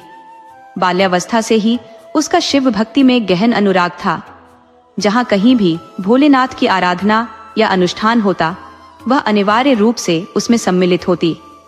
उसके हृदय में भगवान शिव के प्रति अनन्य श्रद्धा और अगाध विश्वास समाहित था। समय के प्रवाह में जब वह युवती हुई तो उसका विवाह संपन्न हुआ और वह अपने पति के घर आ बसी। गृहस्थ जीवन में प्रवेश के बाद भी उसने अपनी पूजा पाठ की परंपरा को छोड़ा नहीं। विधिवत नियमों का पालन करते हुए वह देव आराधना में संलग्न रहती। जहां कहीं शिव कथा, कीर्तन या सत्संग होता, वहां उपस्थित होना उसकी आदत बन गई। किंतु विवाह के वर्षों बीत जाने पर भी उसकी गोद सूनी रही। मातृत्व सुख की कमी उसके जीवन में एक गहरे दुख का कारण बनी। वह प्रायः उदास रहती और भगवान को अपनी व्यथा सुनाते हुए अश्रुपात करती। उसे लगता कि उसकी प्रार्थनाएं व्यर्थ हो रही हैं। एक दिन पार्वती मां ने महादेव से कहा, हे शिव, देखिए यह स्त्री कितनी व्यथित है। यह आपके प्रति कितनी निष्ठा रखती है और आपकी आराधना में अपना संपूर्ण जीवन समर्पित कर दिया है। क्या आपको इसकी मनोकामना पूर्ण नहीं करनी चाहिए? भगवान शिव को भक्त के अश्रु असहनीय प्रतीत हुए। वे तत्काल उसकी सहायता के लिए प्रस्तुत हुए। अपने आशीर्वाद से उन्होंने उसकी गोद भर दी। कुछ समय पश्चात वह स्त्री गर्भवती हुई और 9वें माह में उसके घर एक चंद्रमा सा सुंदर पुत्र का जन्म हुआ। पुत्र के आगमन से उसका जीवन आनंद से परिपूर्ण हो गया। उसके हृदय में उल्लास का सागर उमड़ पड़ा। अब वह अपने पुत्र के लालन पालन में इतनी तल्लीन हो गई कि पूजा पाठ और आराधना को भूल बैठी। उसका संपूर्ण समय अब पुत्र की देखभाल में व्यतीत होने लगा। धीरे धीरे समय बीता और बालक 1 वर्ष का हुआ, फिर 5 वर्ष का हुआ। वह स्त्री अपने पुत्र से इतना जुड़ गई थी कि उसे एक पल के लिए भी अपने से दूर नहीं कर पाती थी। उसका संपूर्ण जीवन अब उसी बालक के इर्द गिर्द घूमने लगा। बच्चा अगर थोड़ा भी रो देता या उसे कोई मामूली तकलीफ हो जाती तो वह स्त्री अनगिनत उपायों में जुट जाती। नजर उतारने के लिए वह हर संभव टोने टोट के करती, इस डर से कि कहीं उसके बेटे को किसी की बुरी दृष्टि न लग गई हो। अपनी संतान के प्रति उसका इतना गहरा मोह था कि उसे बाकी दुनिया से कोई वास्ता नहीं था। समय बीतते बीतते वह लड़का 5 वर्ष का हो गया। तब उसके पति ने अपनी पत्नी को समझाया, देखो, अब बच्चे का नाम स्कूल में लिखवा दो। अगर वह पढ़ाई नहीं करेगा तो जीवन में सफल कैसे होगा? हम हमेशा उसके साथ नहीं रह सकते। उसे आत्मनिर्भर तो बनना ही पड़ेगा। लेकिन वह औरत मानने को तैयार नहीं थी। उसने कहा, मेरा बच्चा अगर स्कूल गया तो वह मुझसे दूर हो जाएगा। भूखा रहेगा, रोएगा। मैं अपने बेटे को स्कूल नहीं भेजूंगी। पति ने उसे बहुत समझाया। अंततः वह इस शर्त पर मान गई कि वह खुद बच्चे के साथ स्कूल जाएगी और स्कूल के बाहर तब तक बैठी रहेगी जब तक कि छुट्टी न हो जाए। हर दिन वह अपने बेटे को स्कूल छोड़ने जाती और छुट्टी तक स्कूल के बाहर ही बैठी रहती। उसके पति ने सोचा, चलो जो भी है, कम से कम बच्चा पढ़ तो रहा है। वह अपने पुत्र के प्रति अतिशय प्रेम में डूबी हुई थी। एक तो उसे वर्षों के इंतजार के बाद पुत्र रत्न प्राप्त हुआ था, और दूसरा, वह बालक अत्यंत सुंदर और हंसमुख था। वह हमेशा अपने बेटे को सीने से लगाए रखती और उसकी हर इच्छा पूरी करने में लगी रहती। समय के साथ लड़के ने स्कूल की पढ़ाई पूरी की और कॉलेज में प्रवेश कर लिया। धीरे धीरे उसने कॉलेज की शिक्षा भी पूरी की और नौकरी में लग गया। इस बीच वह स्त्री वृद्धावस्था की ओर बढ़ने लगी। परिवार के लोगों ने उससे कहा, अब तुम्हें बीमारियां भी घेरने लगी हैं, अपने बेटे की शादी कर दो। उसे यह बात समझ आई। उसने एक सुंदर और सुशील कन्या देखकर अपने बेटे का विवाह कर दिया। किंतु विवाह के बाद घर का माहौल बदल गया। बहू अपनी सास को बिल्कुल पसंद नहीं करती थी। समय का पहिया ऐसा घूमा कि उसका पति भी इस संसार से विदा हो गया और वह अकेली रह गई। बेटा अपनी माँ से प्रेम करता था और हर बात में उससे सलाह लेता, लेकिन बहू की नाराजगी स्पष्ट थी। धीरे धीरे समय बीतता गया। सास को अपने अकेलेपन का भारी एहसास होने लगा। पति के न रहने और बहू के व्यवहार ने उसे भीतर से तोड़ दिया। उसकी तबीयत दिन ब दिन बिगड़ने लगी। कई चिकित्सकों को दिखाया गया, लेकिन उसकी स्थिति में सुधार नहीं हुआ। डॉक्टर से परामर्श के बाद यह स्पष्ट हो गया कि वृद्धा को तपेदिक जैसी गंभीर बीमारी ने जकड़ लिया है, यानी कि टीबी की बीमारी हो गई है। इस बीच बहू गर्भवती थी और जल्द ही संतान को जन्म देने वाली थी। उसने अपने पति से कहा, तुम्हारी माँ बीमार है, मैं नहीं चाहती कि उनकी बीमारी का असर हमारे बच्चे पर पड़े। पति ने धैर्यपूर्वक उसे समझाया, मेरी माँ ने मुझे कठिन परिस्थितियों में पाला है, उनके त्याग और ममता को मैं कैसे भूल सकता हूँ। मैं अपनी माँ को नहीं छोड़ सकता। कुछ समय पश्चात बहू ने एक सुंदर और स्वस्थ पुत्र को जन्म दिया। जब सास ने पोते को गोद में लेने की कोशिश की तो बहू ने उसे झिड़कते हुए कहा, तुम्हारी तबीयत खराब है, तुम अपने कमरे में ही रहो, बच्चे को छूने की जरूरत नहीं है। इसके बाद सास अपने कमरे में जाकर गुमसुम बैठ रोने लगती। समय बीतता गया। कहते हैं वक्त पंख लगाकर उड़ता है। ओता अब 5 वर्ष का हो चुका था, लेकिन वृद्धा की बीमारी ने उसकी हालत और बिगाड़ दी। बहू ने सास को घर के अलग कमरे में रखवा दिया, ये कहकर कि उनकी बीमारी से घर के दूसरे सदस्य संक्रमित हो सकते हैं। उसने यहाँ तक कह दिया कि सास को दिए गए बर्तनों का उपयोग बाकी परिवार न करे। वृद्धा ने चुपचाप बहू की बातें सुनी और अपने कमरे में जाकर रोने लगी। वह सोचती, कैसे मैंने अपने बेटे को तमाम दुख सहते हुए बड़ा किया और आज यह दिन देखना पड़ रहा है। बेटा जब भी माँ से हालचाल पूछने जाता तो बहू उसे डांटती, तुम्हारी माँ को अलग रखा है तो उसके पीछे मत जाओ, इससे हमारी और बच्चे की सेहत पर असर पड़ेगा।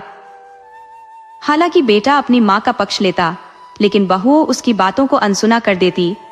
इस बीच पोते को अपनी दादी का स्नेह अधिक भाने लगा। वह अपनी माँ के बजाय दादी के पास समय बिताने लगा। दादी का स्नेह बच्चे के लिए आकर्षण का केंद्र बन गया था। बहू यह देखकर चिंतित हो गई। उसने महसूस किया कि पति को मनाना आसान नहीं है। अब उसे कोई ऐसा उपाय सोचना था जिससे स्थिति उसके पक्ष में हो सके। अब बहू ने एक समाधान सोच लिया। उसने मिट्टी के कुछ बर्तन मंगवाए और ऐलान किया, आज से मैं इनकी थाली में हाथ भी नहीं लगाऊंगी और ना ही हमारे घर के बर्तनों में खाना दूंगी। इनकी बीमारी अब खतरनाक हो चुकी है, ये हमें भी संक्रमित कर देंगे। ये सुनकर बेटा कहने लगा, तुम मत देना, मैं माँ को खाना दे दूंगा। लेकिन बहू अपनी बात पर अड़ी रही। उसने कहा, अगर मेरे पति और मेरे बच्चे को कुछ हो गया तो मैं कहाँ जाऊंगी? छोटे से बच्चे को लेकर मैं क्या करूंगी? पति, जो घर में कलह नहीं चाहता था, चुप हो गया। उसने सोचा, घर की शांति बनी रहे, यही बेहतर है। बेटी ने माँ के लिए मिट्टी के बर्तन ला दिए। अब बहू जो भी खाना बनाती, चावल, रोटी, दाल या सब्जी, सब मिट्टी के बर्तनों में परोसकर सास को दे देती। बेचारी वृद्धा आंसुओं को पीते हुए जो मिलता वही खा लेती। न तो पेट भर खाना मिलता था, न ही बीमारी का कोई इलाज। एक दिन बेटे ने यह सब देख लिया और बहू से शिकायत की, लेकिन बहू ने साफ इनकार करते हुए कहा, मैं तुम्हारी माँ की सेवा नहीं कर सकती।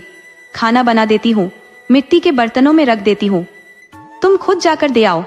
मैं उनके पास भी नहीं जाऊंगी, उनके पास जाना खतरे से खाली नहीं। अब मिट्टी के बर्तनों में ही खाना दिया जाने लगा। जब वृद्धा खाना खा लेती तो बहू मिट्टी के बर्तनों को तोड़कर फेंक देती। ओता, जो अपनी दादी से बेहद लगाव रखता था, ये सब देखता रहता। मासूम बालक, भगवान का रूप, अपनी दादी के पास से हटने का नाम नहीं लेता। धीरे धीरे वृद्धा की बीमारी बढ़ती गई। आखिरकार एक दिन उसने संसार को अलविदा कह दिया। बहू बेहद प्रसन्न थी। उसने राहत की सांस लेते हुए सोचा, चलो अब बला टली, कम से कम मुझे डबल काम नहीं करना पड़ेगा। सास के गुजरने के कुछ दिन बाद जब बहू घर की सफाई कर रही थी, उसने उस कमरे में कई मिट्टी के बर्तन देखे जहां वृद्धा रहती थी। वह गुस्से में अपने पति को बुलाकर चिल्लाई, ये बर्तन अब तक क्यों नहीं फेंके गए? इन्हें तोड़कर फेंकने को कहा था। ये यहाँ इतने सारे क्यों पड़े हैं? तभी उसका 5 साल का बेटा मासूमियत से कहने लगा, माँ, ये बर्तन पिताजी ने तोड़े नहीं, ये तो मैंने दादी माँ के लिए रखे थे, जिनमें वो खाना खाती थी। माँ ने हैरानी से पूछा, तुमने इन्हें क्यों इकट्ठा किया है? बच्चा उदासी भरे चेहरे के साथ बोला, माँ, तुमने दादी को मिट्टी के बर्तनों में खाना दिया। जब तुम बूढ़ी हो जाओगी और बीमार पड़ोगी तो मैं भी तुम्हें मिट्टी के बर्तनों में ही खाना दूंगा। मुझे नहीं पता तब तक ऐसे बर्तन मिलेंगे या नहीं, इसलिए मैंने ये सब संभाल कर रख ली है ताकि ये तुम्हारे काम आ सके। बेटी की बात सुनकर माँ के होश उड़ गए। उसे एहसास हुआ कि जो व्यवहार उसने अपनी सास के साथ किया वही उसके बच्चे ने आत्मसात कर लिया। उसे गहरा पश्चाताप हुआ कि उसकी गलतियों का असर बच्चे के मासूम मन पर पड़ रहा है। वह फूट फूट कर रोने लगी और भगवान से माफी मांगने लगी, लेकिन अब पछताने से कुछ नहीं हो सकता था। भगवान के रूप में बच्चे ने जो सच बोला उसने माँ की आंखें खोल दी। वह खुद को दोषी ठहराती रही, पर दिलासा देने वाला कोई नहीं था।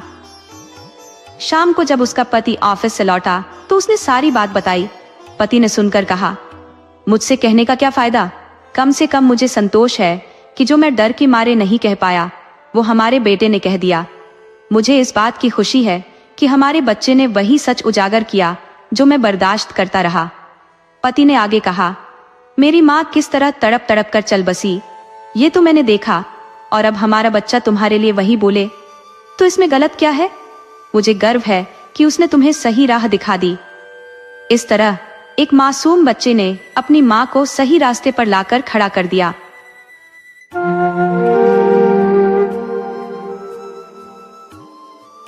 राधे राधे प्रिय मित्रों, आज हम आपको एक ऐसी अद्भुत कथा सुनाने जा रहे हैं जिसमें एक मायावी जादूगर ने राजकुमारी को पत्थर की मूर्ति में क्यों परिवर्तित कर दिया। यदि आप हमारे चैनल पर नए हैं तो कृपया हमारे चैनल को लाइक, सब्सक्राइब और शेयर अवश्य करें। आइए आरंभ करते हैं इस अद्वितीय कहानी से। आनंदपुर नाम के अनुरूप एक ऐसा राज्य जो सुख, समृद्धि और शांति का मूर्त रूप था। राजा शमशेर सिंह, जो न केवल अपनी विद्वता और वीरता के लिए विख्यात थे, बल्कि अपने प्रजावत्सल स्वभाव के कारण भी संपूर्ण राज्य में पूजनीय थे। उनके परिवार में रानी और उनकी अद्वितीय रूपवती, ईश्वर की परम भक्त पुत्री चंद्रकला रहती थी। चंद्रकला न केवल सौंदर्य की मिसाल थी, बल्कि उनकी विनम्रता और सेवा भावना ने उन्हें प्रजा का चहेता बना दिया था। राज्य किसी स्वर्ग से कम प्रतीत नहीं होता था। चारों ओर हरे भरे वृक्ष, मनमोहक पुष्प, कल कल करती नदियां और ऊंचे ऊंचे पर्वत राज्य की शोभा बढ़ाते थे। यहाँ की प्रजा अत्यंत सुखी और संतोषी थी। राज्य के राजगुरु विश्व आनंद अपनी तीर्थ यात्राओं के कारण अधिकतर समय राज्य से बाहर रहते, परंतु जब भी राज्य में होते उनका आगमन आनंदपुर के लिए शुभ संकेत माना जाता था। एक दिन आनंदपुर में एक रहस्यमयी जादूगर का आगमन हुआ। उसका नाम था पाशा। वह ऐसे अद्भुत और चमत्कारी जादू दिखाता कि विश्वास करना कठिन हो जाता। उसने अपने मंत्र मुग्ध कर देने वाले करतबों से नदी के प्रवाह को रोक दिया, विशाल भवनों को पल भर में गायब कर दिया, हाथी को बकरी और बिल्ली को शेर बना दिया। उसकी मायावी शक्तियों की कोई बराबरी नहीं कर सकता था। उसके चमत्कारों की चर्चा दूर दूर तक फैल गई। जब यह समाचार राजा शमशेर सिंह तक पहुंचा तो उन्होंने अपने सेनापति वीरभद्र को आदेश दिया कि उस जादूगर को राज दरबार में आमंत्रित किया जाए। राजा कला प्रेमी थे और सदैव अद्वितीय कलाकारों को उनकी प्रतिभा के लिए सम्मानित करते थे। जादूगर पाशा जब दरबार में आया तो उसने राजा को प्रणाम किया। उसकी नजर जैसे ही राजकुमारी चंद्रकला पर पड़ी, वह उनकी अनुपम सुंदरता पर मोहित हो गया। पाशा ने दरबार में ऐसे ऐसे चमत्कारिक जादू दिखाए कि दरबार में उपस्थित सभी लोग विस्मय से भर गए। उनके चेहरों पर आश्चर्य की रेखाएं खींच गई और वे दांतों तले उंगलियां दबाने को विवश हो गए। राजा जादूगर की अद्भुत क्षमताओं से विस्मित तो थे, किंतु जब जादूगर ने अपनी अभद्र मान सामने रखी तो उनका धैर्य चूर चूर हो गया। जादूगर ने अहंकार भरे स्वर में कहा, महाराज, मुझे धन दौलत या वैभव की आवश्यकता नहीं। मैं अपनी मायावी शक्तियों से वह सब स्वयं रच सकता हूँ। यदि आप मुझे कुछ देना ही चाहते हैं तो अपनी राजकुमारी का हाथ सौंप दीजिए। राजकुमारी चंद्रकला के लिए मुझसे योग्य वर और कोई नहीं हो सकता। जादूगर के इस दुस्साहस को सुनकर राजा शमशेर सिंह का क्रोध भड़क उठा। उनकी आंखों में अंगारों की लपटें तैरने लगी। उन्होंने गरजते हुए कहा, दुष्ट, तेरी यह हिम्मत कैसे हुई कि तू हमारी पुत्री के लिए ऐसा अभद्र प्रस्ताव रखे? तुझे इस तरह की बातें करने का साहस कैसे हुआ? राजा का क्रोध देखकर भी जादूगर अपने अहंकार में डूबा रहा। उसने चुनौती भरे स्वर में कहा, महाराज, यदि आपने मेरी बात नहीं मानी तो मैं अपनी जादुई शक्तियों से राजकुमारी को किसी भी हाल में पालूंगा। ये सुनते ही राजा ने आदेश दिया, सेनापति वीरभद्र, इस दुष्ट जादूगर को तुरंत बंदी बना लो। लेकिन जैसे ही सैनिक जादूगर को पकड़ने के लिए आगे बढ़े, उसने अपनी मायावी शक्तियों को उपयोग करते हुए उन सभी को जादुई रस्सियों से बांध दिया। इसके बाद जादूगर राजकुमारी चंद्रकला की ओर बढ़ने लगा। तभी वीरभद्र उसके सामने आ खड़े हुए और अपने शौर्य से उस पर प्रहार कर दिया। जादूगर घायल होकर धरती पर गिर पड़ा, लेकिन अपनी अंतिम सांसों में उसने अपनी शैतानी शक्ति का उपयोग करते हुए राजकुमारी को पत्थर की मूर्ति में बदल दिया। राजा और रानी अपनी इकलौती संतान को मूर्ति बनते देख स्तब्ध रह गए। रानी का विलाप आकाश तक गूंजने लगा और राजा भी गहरे विषाद में डूब गए। आनंदपुर के हर कोने में शोक की लहर दौड़ गई। राजा ने तुरंत बड़े बड़े विद्वानों, तांत्रिकों और दूर दूर के जादूगरों को बुलवाया, लेकिन किसी के पास भी वह शक्ति नहीं थी जो इस अभूतपूर्व जादू को तोड़ सके। हर कोई कहता, जादूगर पाशा का जादू तोड़ने की विद्या सिर्फ उसी के पास थी और वह अब इस दुनिया में नहीं है। राजा की निराशा गहराती जा रही थी। तभी उन्हें अपने कुलगुरु विश्वानंद की याद आई। उन्होंने तुरंत एक दूत को भेजकर कुलगुरु को बुलवाया। जैसे ही कुलगुरु आनंदपुर पहुंचे, वे सीधे राजकुमारी की मूर्ति के पास गए। कुलगुरु ने गंभीर स्वर में कहा, महाराज, ये कोई साधारण जादू नहीं है। इसे तोड़ना अत्यंत कठिन है। इसके लिए असंभव कार्य को संभव करना होगा। राजा ने प्रार्थना भरे स्वर में कहा, गुरुजी, हमें उपाय बताइए। हम किसी भी कठिनाई का सामना करने को तैयार हैं। कुलगुरु बोले, महाराज, राजकुमारी को पुनर्जीवित करने के लिए जादुई नदी का दिव्य जल लाना होगा। उस जल का संधान ही राजकुमारी को इस अभिशाप से मुक्त कर सकता है। राजा ने चिंतित होकर पूछा, गुरुदेव, यह जादुई नदी कहाँ है और इसका जल प्राप्त करना कैसे संभव होगा? कुलगुरु गंभीर स्वर में बोले, महाराज, यह कार्य अत्यंत कठिन है। नदी तक पहुंचने का मार्ग घोर विपत्तियों से भरा है। सबसे पहले एक भयावह जंगल से होकर गुजरना पड़ेगा, जहाँ के वृक्ष और लताएं नरभक्षी हैं। जो भी उनके निकट जाता है, वे उसे अपनी शाखाओं में लपेटकर जीवित निगल लेते हैं। गुरुजी ने अपनी बात जारी रखी। उस जंगल के पार एक ऊंची पहाड़ी है, जहाँ विशालकाय पक्षी रहते हैं। वे मनुष्यों को झपट कर उठा ले जाते हैं और अपनी गुफाओं में घसीट ले जाते हैं। यदि कोई इन बाधाओं को पार कर भी ले, तो नदी के तट पर एक अद्भुत परंतु कठोर परी बैठी होती है। वह अपने प्रश्न पूछती है। यदि उत्तर सही हुआ तो जल प्राप्त होता है, अन्यथा वह व्यक्ति नदी में सदा के लिए विलुप्त हो जाता है। आज तक इस मार्ग पर जाने वाले कोई भी वापस नहीं लौटे। राजा के चेहरे पर चिंता की लकीरें और गहरी हो गईं। उन्होंने कहा, गुरुजी, ऐसे दुर्जय कार्य को पूरा करने के लिए हमें अत्यंत साहसी, बुद्धिमान और निष्ठावान व्यक्ति की आवश्यकता होगी। इसके बाद राजा ने अपने पूरे राज्य में घोषणा करवाई, जो भी इस दुर्गम कार्य को पूरा कर जादुई जल लाएगा, उसका विवाह राजकुमारी चंद्रकला से किया जाएगा और उसे आधा राज्य भी प्रदान किया जाएगा। परंतु कई दिन बीत गए और कोई भी युवक इस कार्य के लिए आगे नहीं आया। लोग कहने लगे, जान है तो जहान है, अपनी जान जोखिम में डालने की मूर्खता कौन करेगा। राजा निराश होकर महल में बैठे थे। तभी सेनापति वीरभद्र ने प्रवेश किया और दृढ़ स्वर में कहा, महाराज, कृपया निराश न हो। मैं अपने विश्वास पात्र सैनिकों के साथ इस कार्य को पूरा करने का प्रण करता हूँ। राजा को वीरभद्र की बहादुरी पर गर्व हुआ। उन्होंने उसे यात्रा पर जाने की अनुमति दे दी। वीरभद्र अपने सैनिकों के साथ अनेक संकटों का सामना करते हुए आगे बढ़ रहा था। मार्ग में भयानक जंगल आया। वह जंगल अस्वाभाविक रूप से शांत था।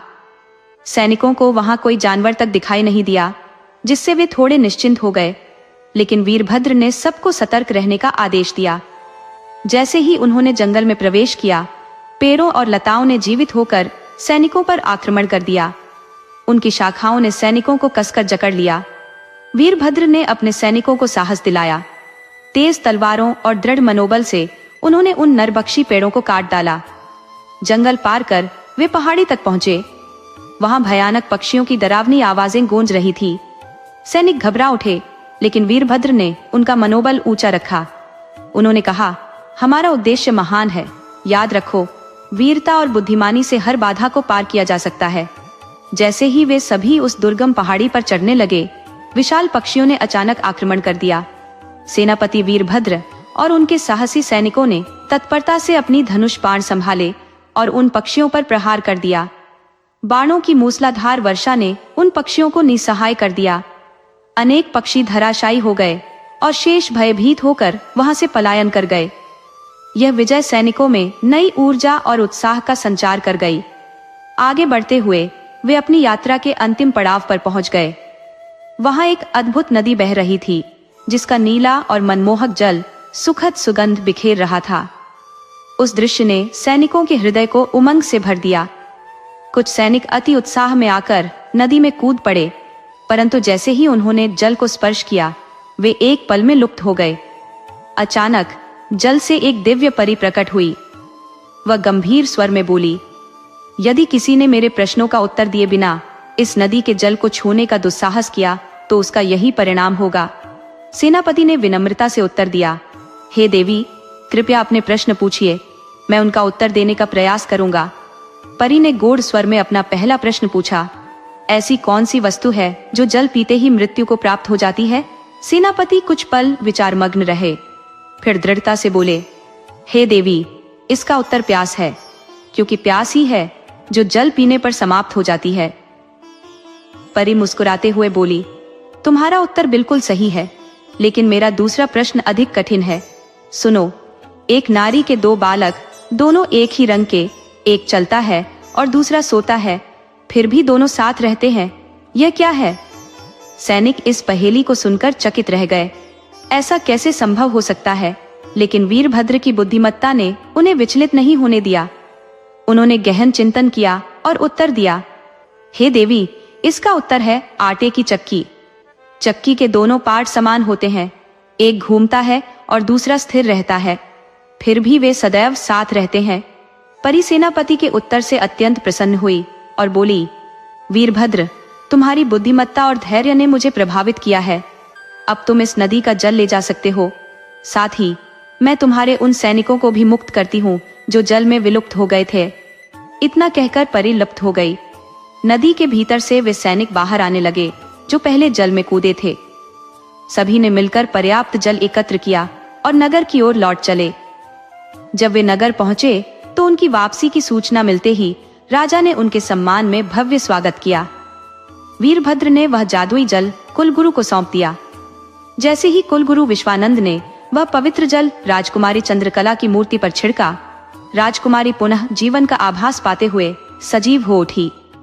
ये चमत्कार देखकर महाराज शमशेर सिंह और महारानी अपार हर्ष से भर उठे। गुरु विश्वानंद ने महाराज को एक महत्वपूर्ण सलाह दी। जिसे उन्होंने सहर्ष स्वीकार कर लिया। दरबार में भारी उत्साह के बीच महाराज ने घोषणा की, मेरी पुत्री चंद्रकला का विवाह सेनापति वीरभद्र के साथ संपन्न होगा। वीरभद्र अब केवल सेनापति नहीं रहेंगे, बल्कि इस राज्य के भावी राजा होंगे। ये घोषणा सुनकर वीरभद्र चौंक उठे। पूरे दरबार में उनके नाम की जयकार गूंजने लगी। राजकुमारी चंद्रकला भी मन ही मन बहुत प्रसन्न थी। वीरभद्र की साहसिकता और उनके चरित्र ने उसे प्रभावित किया था और अब उसे अपने जीवन साथी के रूप में वह वीर सेनापति प्राप्त होने जा रहा था। महाराज ने एक शुभ मुहूर्त निर्धारित करवाया और भव्य समारोह के साथ राजकुमारी चंद्रकला और सेनापति वीरभद्र का विवाह संपन्न करवाया। अपने वचन के अनुसार महाराज ने वीरभद्र का राज्याभिषेक भी कर दिया और उन्हें राज्य का नया राजा घोषित कर दिया। वीरभद्र ने कुशलता और दूरदर्शिता के साथ राज्य का शासन संभाल लिया। आनंदपुर राज्य, जो कभी संघर्ष और असंतोष से जूझ रहा था, अब पूर्णतः सुख शांति का पर्याय बन गया। राज्य में हर ओर समृद्धि और संतोष का वातावरण छा गया। राजा वीरभद्र और रानी चंद्रकला के दिन आनंद और प्रेम से भरपूर थे। महाराज और महारानी अपने निर्णय पर गर्वित थे और पूरे राज्य में सुख शांति का साम्राज्य स्थापित हो गया था। आनंदपुर अपने नाम के अनुरूप फिर से आनंदमय बन गया। वहां के निवासी न केवल सुख शांति से जीवन यापन कर रहे थे, बल्कि उन्होंने अपने राजा और रानी के प्रति असीम आदर और प्रेम व्यक्त किया। इस प्रकार यह कहानी केवल साहस और बुद्धिमत्ता की विजय नहीं, बल्कि प्रेम, कर्तव्य और समर्पण का अनुपम उदाहरण बन गई।